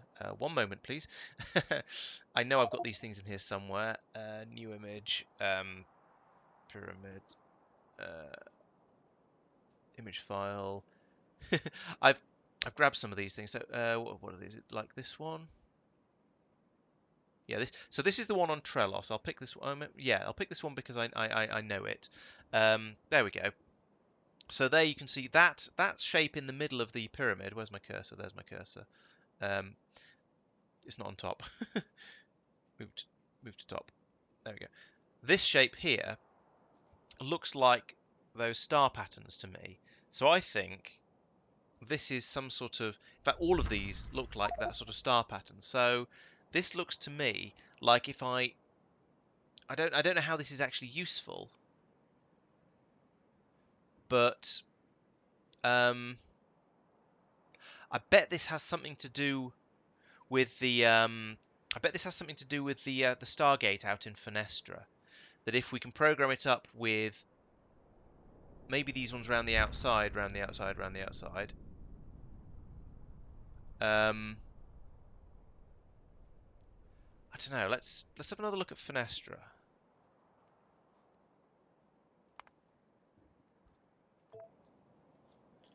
Okay, we've got the damaged spaceship console because I couldn't remove that. Where's the? Oh, there's the anomaly. Right. So this is clearly this is a Stargate. I mean, let's not mess around here. This is clearly a Stargate. So I presume that I'm going to need to come out here, set it, and to try and program. There's different numbers of things though. We've got 1, 2, 3, 4, 5, 6, 8. Whereas this, sorry, you can't see what I'm pointing at. Yeah, here on the Stargate, we've got 8 blobs around the outside, but on the this map, 1, 2, 3, 4, it's more than that. 1, 2, 3, 4, 5, 6, 7, 8, 9, 10, 11. So yeah, I don't know. I can't help feeling that they're going to be sort of linked somehow. Because they're the sort of the mysterious archaeological things. But I know it's meant to be a puzzle, so I'm certainly not asking for anyone to help me with it. I'm just sort of looking at it while I think. So let's have a look in here. So we've got the star mapping. So, but these are clearly the things that are showing up on the pyramid. They look the same, basically. Pretty sure they're the same. In fact, let's see. So here, do any of these actually match? So we found 2 so far. There's one that's a sort of a kind of like a pie shape. Yeah, that looks like this one, but backwards. Oh, it's not quite this one, but it's similar to this one, but backwards. That one there is sort of vaguely like this one. It's not the same though.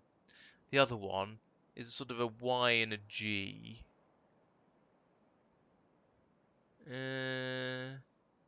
No, that isn't any of these. Okay, but it's a it's an interesting thing. An interesting thing that they're the same. They don't match directly, but they are the same sort of image. Daniel Jackson. I don't understand that reference. Let's do another one of those because that's exciting. How expensive is the second one? 244. Okay, so it's still fairly cheap. Oh, Daniel Jackson's Stargate, isn't he? SG1. Yes, he's the is he? Is he the lead guy from that? Yeah, so that's a pretty good description. Archaeology and Stargates all in one. Right. Okay. So if I get some more of those, we'll start to see if I get some clues and some ideas, and I'll spend some more time going out doing the Indiana Jones side of this, and going out and taking on some pyramids. Especially as the last pyramid I went to was surprisingly easy to deal with. What's happened here? Have we had another ship train cut in half? No, we're having trouble unloading because this is full. Excellent. I think. It's a shame it's unbalanced. I should put another one of these in down here somewhere. A 1, 2, 3, 4, 5, a 5 to 5 balancer in here because this is silly. But it's sort of good, or as long as it's not. Yeah, this is good. I was going to say it's good that I've got. These trains have stopped. That's bad. There's a problem. There's a problem. Oh wait, it's because these are all full and because I can't pump this through fast enough. That's good. Wait, is it because it's not pumping it through fast enough because it's jammed up? That'd be bad. No, it is actually still flow. Oh no. Ooh. Stone is flowing a little bit slowly, but basically it's okay. It's good. It is all flowing and working. Oh, okay. Right. So yes, a Stargate reference anyway. So I was sort of right. So I'm gonna break that like so. Even though I was just saying, oh, isn't it great? This is all backed up and is going slowly, because I want to put in a 5 to 5 balancer in there, so that this just behaves a bit better in the from now on. So that goes there, and then we put that back in across there. Okay, sorted, kind of like 6 cockneys in a filing cabinet, because it's a bit stupid having the bottom one overfull when the rest of them aren't full. I might as well try and empty the trains as quickly as possible, and it's a problem. It happens basically because of this, because I'm feeding an extra one in on the side. That's a pretty stupid thing to be doing, basically, but it made sense at the time because I've got this extra one that I want to put in, and it meant this was unloading in an unbalanced way. So hopefully this will sort that out. If not, it's just, I don't know, it's just a load more bits of belt all over the place. And I don't really care because belt is cheap at this stage of the game. Even blue belts. The only ones that aren't cheap are the interstellar belt, are the deep space belts. Everything else, really, really cheap. There we go, that's flowing again nicely. And this should all solidify pretty quickly. Except, why are these blue inserters? I mean, it doesn't matter, because they don't gum up as such, but they don't take it in quite at the rate. It doesn't. This gums up enough that it pushes it. There's enough back pressure that these don't go through flat out. But still, these should clearly be green inserters, so we unload this as quickly as possible. There you go. Now it's starting to back up a little bit. 1, 2, 3, 4, 5, 6. 1, 2, 3, 4, 5, 6 and a half. Oh yes, yeah. Okay. Yeah, that's good. We've now got a nice balance coming through. These should all be flowing at the same rate, but because they're quite stop-starty, it's hard to tell. But anyway, I get massively away from myself. So this means this one should always be they should all always be unloading at the same rate. So we should eventually get it all out of this wagon here, and I don't know whether it's going to even out, but we're never going to run out in here unless it does. So I think I'm probably okay with that.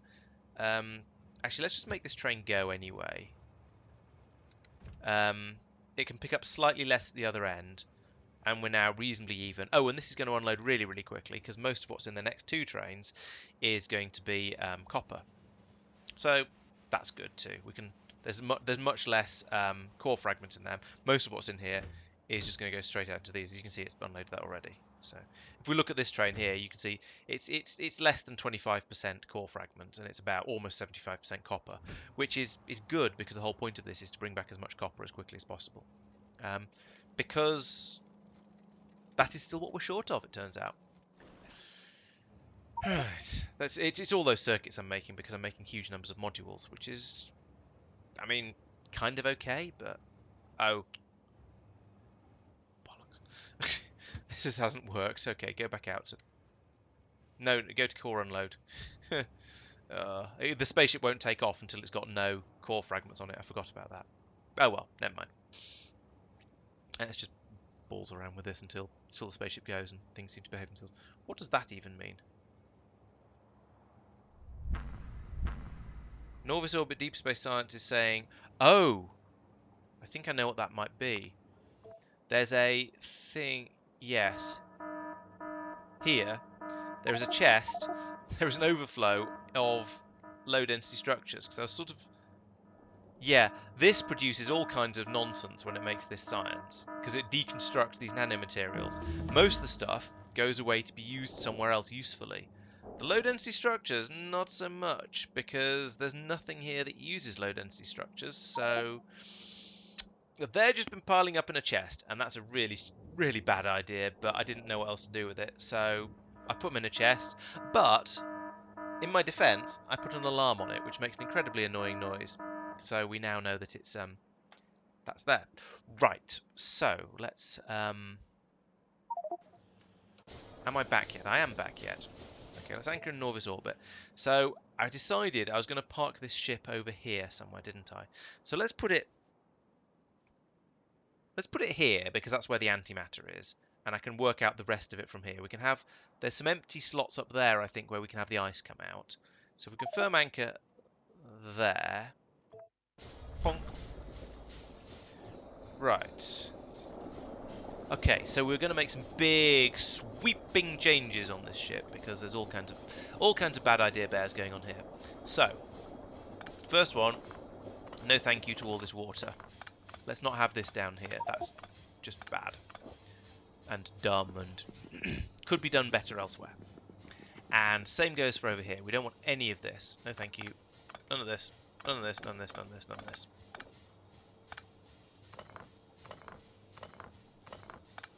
So, what we're going to have instead is we're going to have the water supply up here. So we'll put in loads of tanks around up here, which will store all of, obviously store the water because that's what tanks do.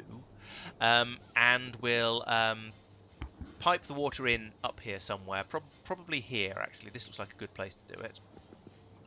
We'll pipe the antimatter in across here because that's nice and easy. We'll fix this to get all these engines back up and online for when I need them. We made it back with most of the antimatter. That's interesting. Obviously, going slowly uses a lot less speed than going quickly, which, to be honest, doesn't come as that much of a surprise. It makes a lot of sense.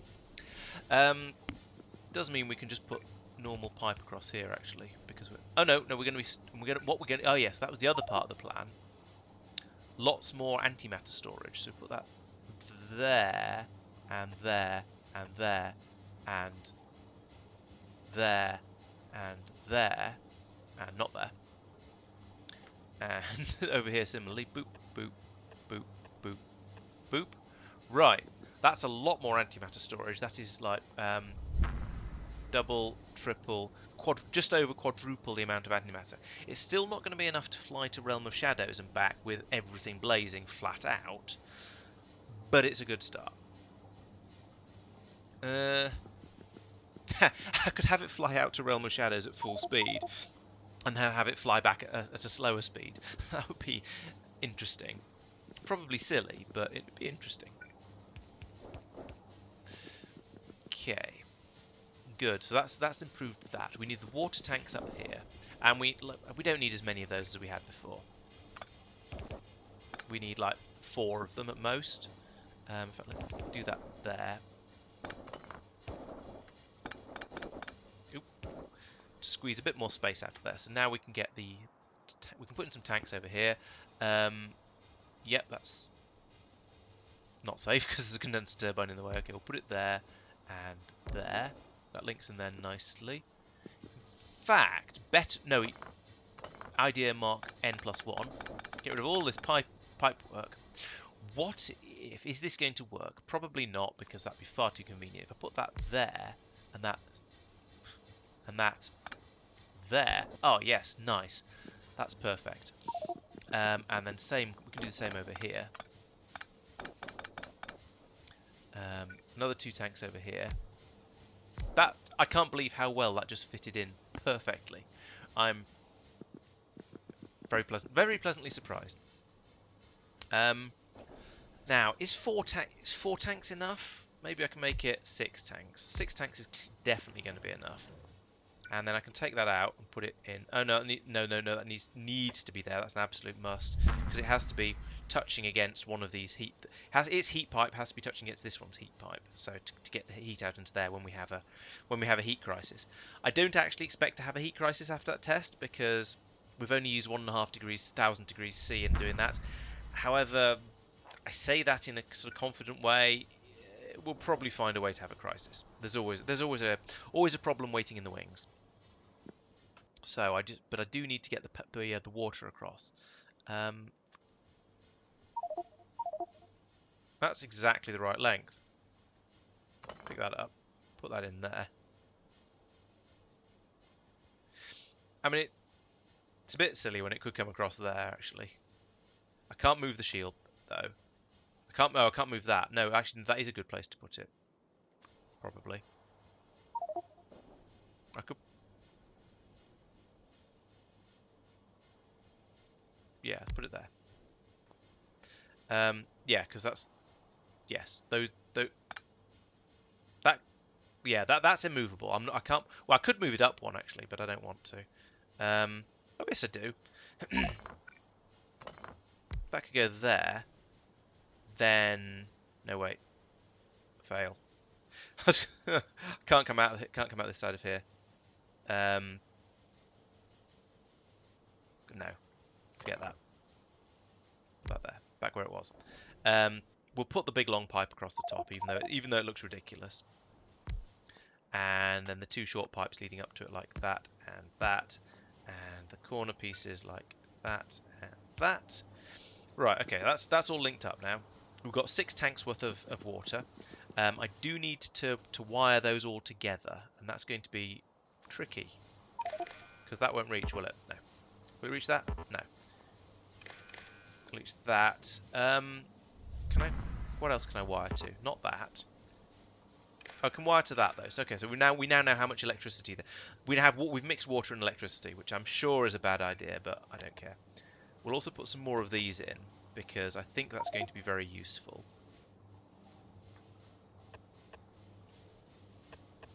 And I'll try and remember to bring these over at some point. That's probably going to be enough, because the power wasn't actually a problem once I sorted the fluid systems out.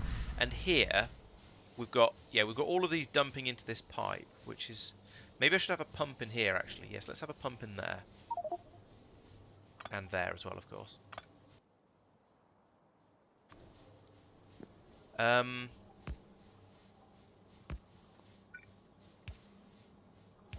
means I can't load water in down here. It has to come in up here somewhere. But that's not a problem, I don't think. Just run a pipe across here and out. Yeah, run a pipe through here and out the side here. That should be alright. 1, 2, 3, 4, 5. Just...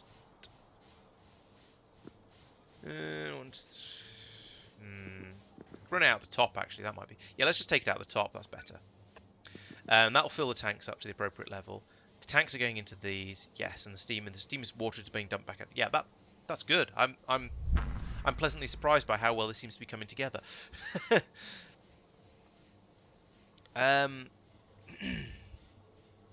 Still got the emergency heat source should this run out. I haven't got a way of loading it. Okay, let's get rid of the long pipe. Oh no, actually no, let's undo that. All I need to load it up is this down here, and then I can put some antimatter canisters in here, and those can be loaded into it.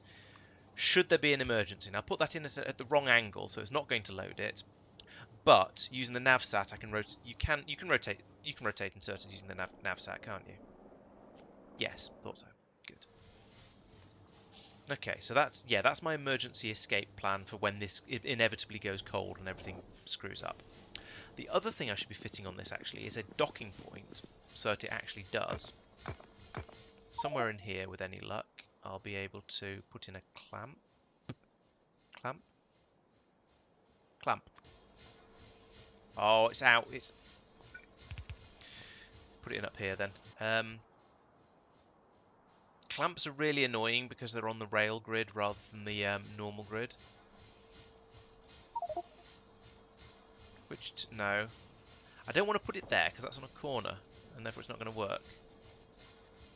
That might work. It's kind of... I don't like it very much. Alright, I'll put it there.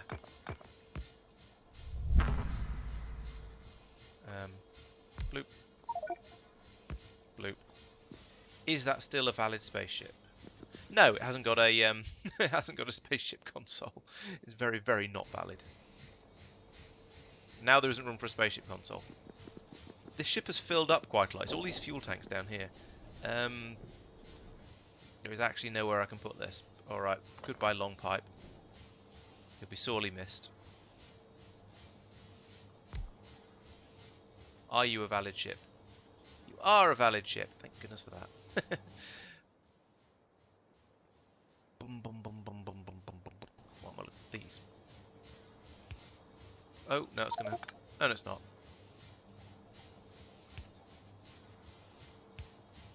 One, two, three, 4, 5, 6, 7. Yeah, I know, but I think the accumulators are going to be worth having. They're probably a bit overkill. I think I don't need them, but I think I'd like to have them just in case things go a bit wrong. And I've generally filled the ship up, so I've filled up with fuel tanks down here, bumped the water tanks up to take up some of this space, and filled the rest up in with accumulators. But that's fine. It'll be all right. Oh, and that also means that these will be able to unload and load a bit more easily, because I can now use the silly belts, these things, to go from here just to wherever, because they're crazy. That is an amazing amount of underground belt. That's awesome. Look at that. And the other way around for loading it, do that. It's a little bit wrong-sided, but I'll have a station down here to unload the belts, and then we'll just run a... Actually, no. Forget that. That's silly. There's no reason for this to be on this side, these to be this way round. Let's rebuild this.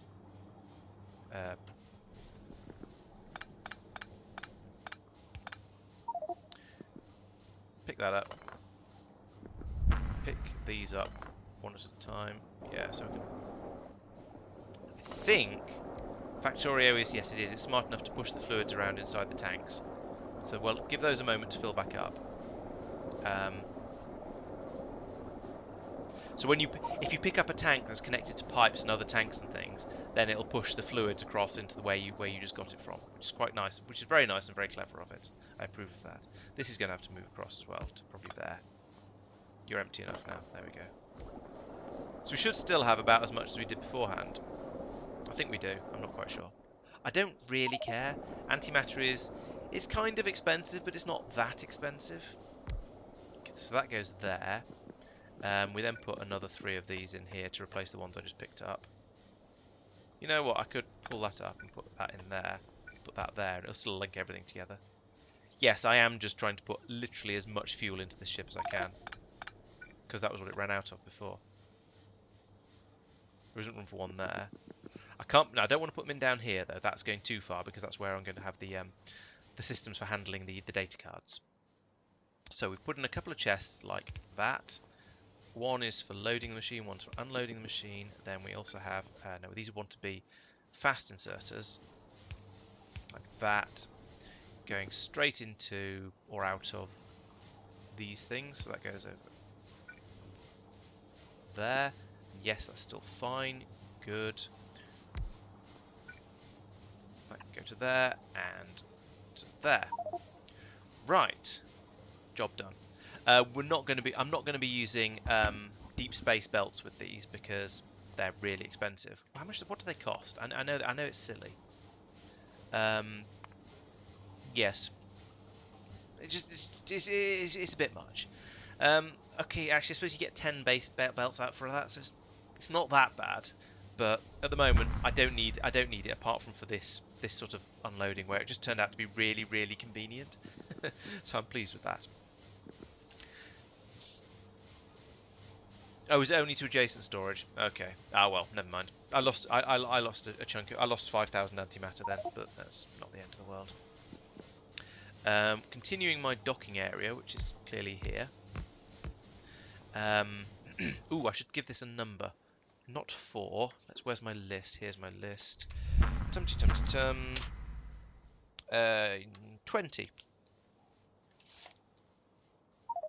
20 is what's this? What are we doing here? It's interstellar data of some sort, isn't it? What's it called? Interstellar travel data.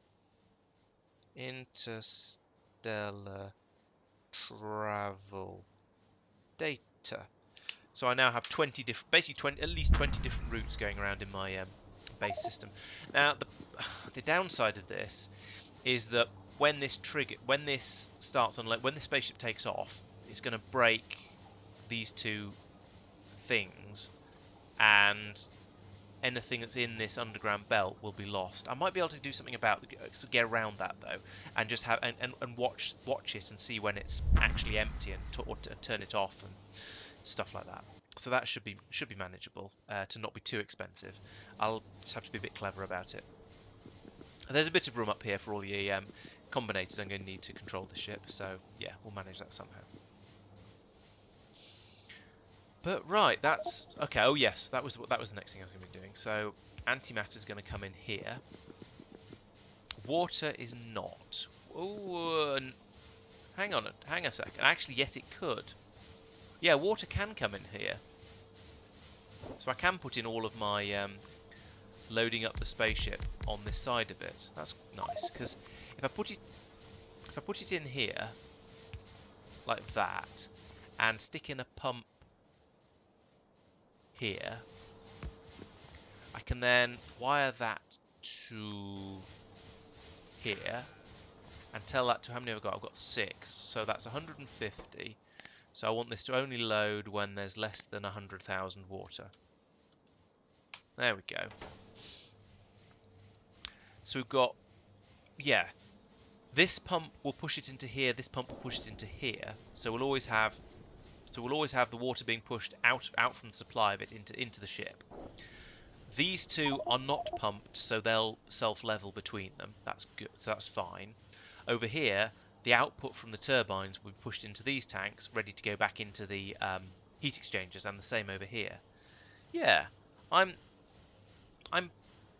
pleased with this system. This is coming together really nicely, and I'm sort of, it almost makes me paranoid because it's going together too well, and it's going to all then go, oops, all going to go horribly wrong very, very soon.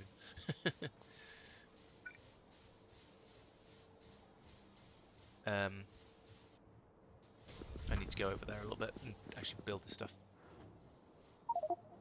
There we go, and one of them, and one of them, and undergrounds. Boop, boop, boop. Not quite.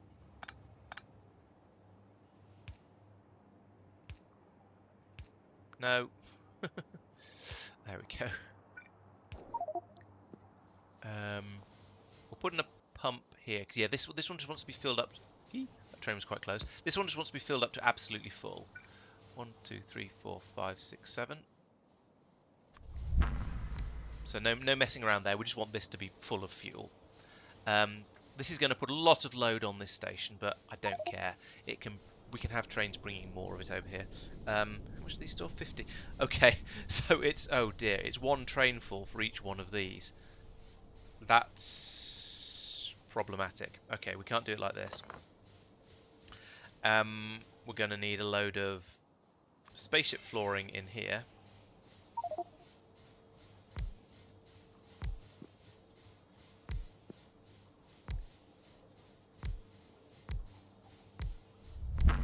This is going to take a long time to refuel, but that's actually secretly a good thing, because it means the beam thing will have a lot of time to also reheat. We've got there 10. 1, 2, 3, 4, 5, 6, 7, 8, 9, 10. No, not even slightly enough.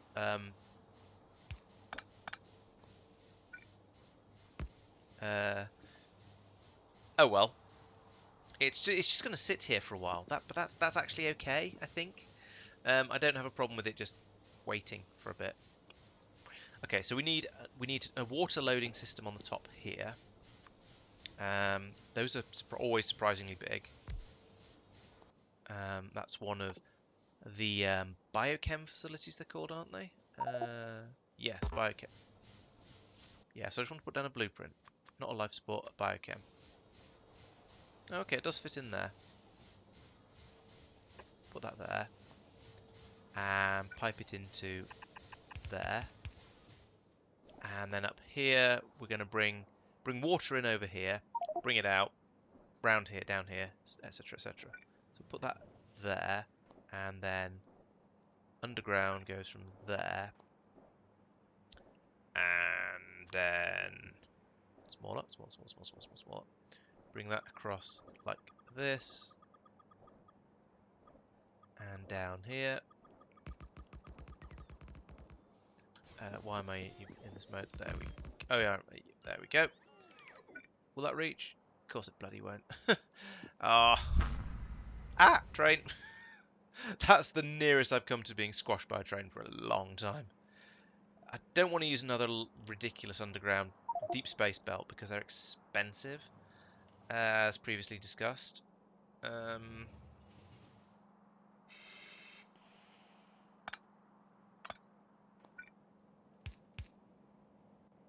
We'll split it down here where there's room to cross over. And then put in another string of this across here. I could pick this one up, but I'm not going to bother right now. So that goes under there, and under there. Belt between. Belt goes down.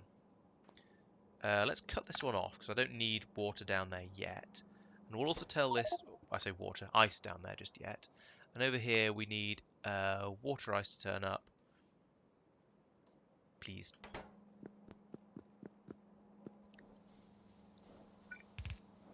Down here, in there, and, well, that's not going to be programmed to do what it should, but never mind. Power is, of course, a difficulty. Will that reach? Yes, it will. I mean, that'll power them both. That's a bit of a half-assed solution, but it'll work. You know what to say, if it's a stupid idea and it works, it ain't stupid. That needs power as well. That one will be powered by the ship, so that's fine. I haven't really... Oh, I have just about left enough room here for these to come out. This one, actually, that's a thought. This is going to need data... No, data cards are already here. Let's bring data cards out somewhere. Let's bring them across here, I think, actually. Somehow wind them through all these stations. That's going to be fun. Let's plan that before we start trying to pull it out of there. So there's a double gap there. So this would be 1, 2, 3, 4. Yeah, so it could come through there. That's probably about the best place. What happened then? How did it draw a straight line like that? I have no idea, but I'm going to come over here anyway. That's the input one, so it goes up there.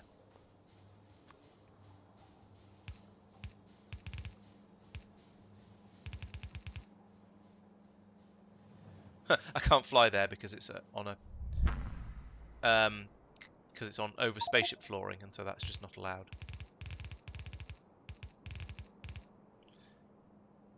Okay, that's looking promising actually. I can do a split in here and get those out. That's fine. Like this. And really these should come out the other side, but at this stage of the game I don't really care. That goes like that. Oh, okay, that's gone a bit funny, but never mind. As I said, at this stage of the game, don't really care. Just pass them along there. They can be loaded into the ship there. We'll then have the other ones coming out here, and we then need a horrifically long belt going down here somewhere to take them down, which, but okay, never mind. That's fine. Right. Okay, so that's coming along nicely. There's lots of bits and pieces over here that I need to go and get, like lots more of these booster tanks, some holmium accumulators, the biochem facility, more booster tanks. And then this station will run like the absolute clappers trying to get all of this filled up. And in the meantime, I can then start thinking about programming. But I think that's probably quite a good place to call the. Actually, I'll go and get the bits, and then I'll call it an end of the stream. I think. It's been sorry about the break in the middle, but I'll go. Yes. Yes. So let's see. Come over here, get all those bits, and then go over and fill all the gaps in. So, yeah, as always, thank you for watching. I hope you've enjoyed the stream. I'll be back. I won't be around next week, I'm afraid. It's show week. I'm doing a load of backstage for one of the drama groups. What are these? That's an ion booster tank. I don't care about them. Get rid of them. Don't care about them. I said get rid of them. I want lots of the other booster tanks. So yeah, I won't be around next week, so there won't be a stream, but I'll try and get at least some Factorio related videos in. We'll see how that goes. You never know. 25. Also a biochem facility, which I don't seem to have requested. Oh, I'm surprised I didn't have them. I thought I did earlier. Let's order one anyway. Biochem, just one of those, please, and some holmium accumularizers. Where do they appear? Are they a logistics thing?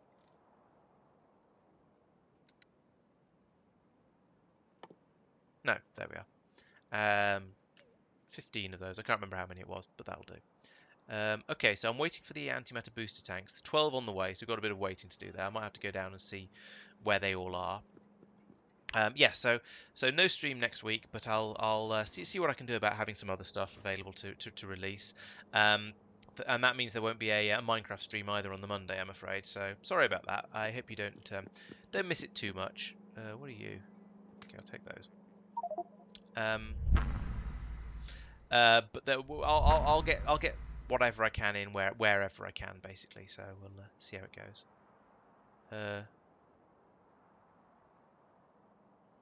12 on the, okay, there's 12. I've confused the bots by flying around.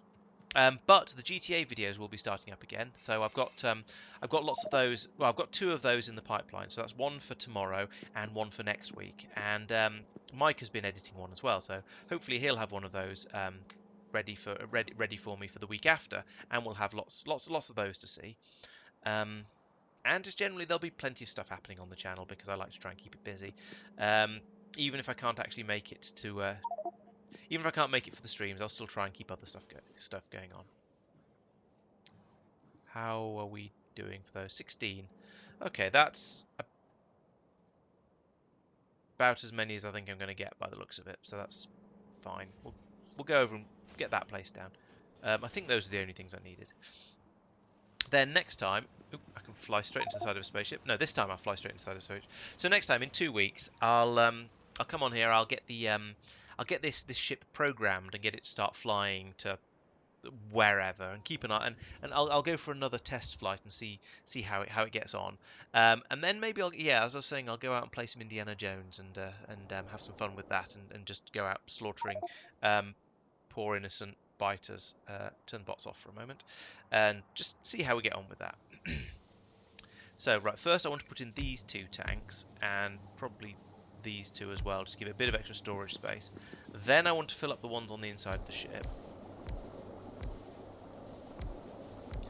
This isn't like Minecraft where I can leave something, where I can put down an enormous demand and then go away and AFK for a while. I mean, actually, technically, I could go away and AFK for a while, but it wouldn't be particularly conducive to actually, playing the game.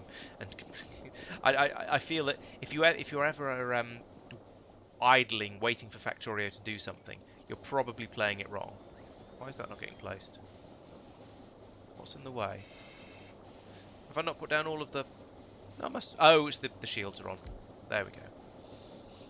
So you are going to learn to play the game. You are going to melt ice. That's your job for the rest of eternity. Ice is going to arrive, please. Oh, I didn't set up the inserters. Hoopty-doopty-doopty-doo. It's a resource. Water ice. Dun, dun, dun, dun, dun. There we go. Brr. Okay, so that'll get this filled up with water to the... Did I set the limit? I did set the limit on it. Yes, I did. Okay, that'll get it filled up to the right amount of water. This will eventually... Well, it'll just drain the antimatter straight out of here. We'll get a little bit more brought round by trains every so often. Ooh, let's pump on both sides of this. Yeah, because I don't want to be... all right, 3. I don't want to be pulling antimatter out of the... Oh, hang on. No, that's wrong. Do be pumping out of there because that's an antimatter assembly. Derp. This isn't somewhere where trains aren't bringing it here; they're collecting it from here. So this is just this is antimatter being made very, very slowly. Do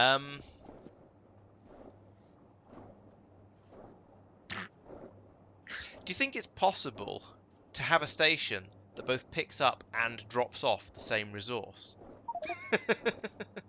I mean, I suspect LTN could probably manage it, but I'm not sure I could. I just have this feeling that I could just see a train turning up and having one pump pulling the antimatter out and another pump just putting it straight back in again. Um, I suppose what you'd do at that point is you turn the pumps on and off depending on how much was in. So if the tanks were full, you'd have the input, this pump turned on, and if the tanks were empty, you'd have the other pump turned on. That's an interesting idea, and I now want to make it just because I think it'd be funny. Oh well.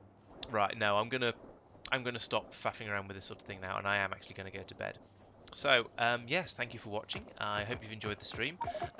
It's been a little gappy, but I feel like I've got some useful stuff done. I've built this jellyfish, which I'm quite pleased with. It is a rather nice ship. I've gone off and I was going to add some more of these to the research majiggery, wasn't I? Can I add more? I can. Excellent. How expensive is this one? 300. Still pretty cheap. Okay. So yeah, let's keep looking for constellations. Next time, yes, playing Indiana Jones, getting this thing working, and carrying on with Deep Space Science 4. In fact, should we have a quick look? We'll have a quick look in here and see what else we need. So this is the interstellar travel data. I know how to do that. That one is naquium processors, which is expensive in naquium processors, but I'm making them. That's a solved problem. So this is going to be easy. I don't know how fast it's going to go, but it's going to be easy. Oh, yeah, of course, LTN signals control the pumps. You're spot on, Zeno. Yeah. Yes, of course. That'd be far easier. Teleportation data, naquium cubes, again, can make those. I think I'm going to have to go out and make more, get the naquium being made faster. Wormhole data, archospheres, sure. It's kind of a solved problem. I think I'm going to be okay with this. So, yeah, that's going to be... Well, that's going to be quite a few episodes, I think. I reckon getting this working properly is going to take most of a stream, and then going off and doing some archaeology is going to be something I do here and there, hither and yon, to fill in the gaps. I have thought of one more thing I'm going to do before I sign off, and yes, I know I keep saying that, and that is to go over and put one more bot, a couple of bots into that spaceship, so it doesn't end up somewhere silly with no construction bots again, because that was very annoying. And touchdown. You should have some bots. You should have not have 0 bots. You can have 8 bots. 8 is a good number since I seem to have 8 bots. And you might as well clear off to Fenestra again. How much heat have you got? Not as much as I'd like. That's not doing anything at the moment. Okay, we'll do some cooking of... Where is it? Here it is. That. Cook that for a bit. Okay, so yes, thank you for watching. Come back tomorrow for the GTA video. It's a good one. I've been playing around with some interesting ideas with music and stuff like that. So if you haven't watched any of those, it'd be a nice place to start. There's a nice video coming out on Friday because I've written an article for the Factorio fan facts blog. So there's a video to go with that. So do check that out because that's it's a nice comparison of all the mods I've played, so I think you'll probably enjoy that. Spoiler warning: space exploration is my favourite, but I don't think that's much of a spoiler. Yes, this is very late game. I'm on the last science pack at this point, so very close to the end of it now, which is quite nice actually. And then there'll be the catch-up videos at the weekend, of course, because there always are. And then next week's going to be a bit quiet, I'm afraid, as I was saying, but I'll do what I can, get some stuff out there. If you're not subscribed to my YouTube channel or to my Twitch channel for that matter, please do. Especially the YouTube one. I'm really trying to make a push for 1,000 subs at this point, and I'd just like to get there. There's still a way to go though. I'm like 3/4 of the way there at this point. So yeah, please go and subscribe there, and join me in a couple of weeks, and there'll be stuff on the channel into before then, but the streams will start up again the week after next. So thank you for watching, and I really am going this time. It's bedtime for me, and maybe for you guys as well, who knows. Thanks for watching. I'll see you next time.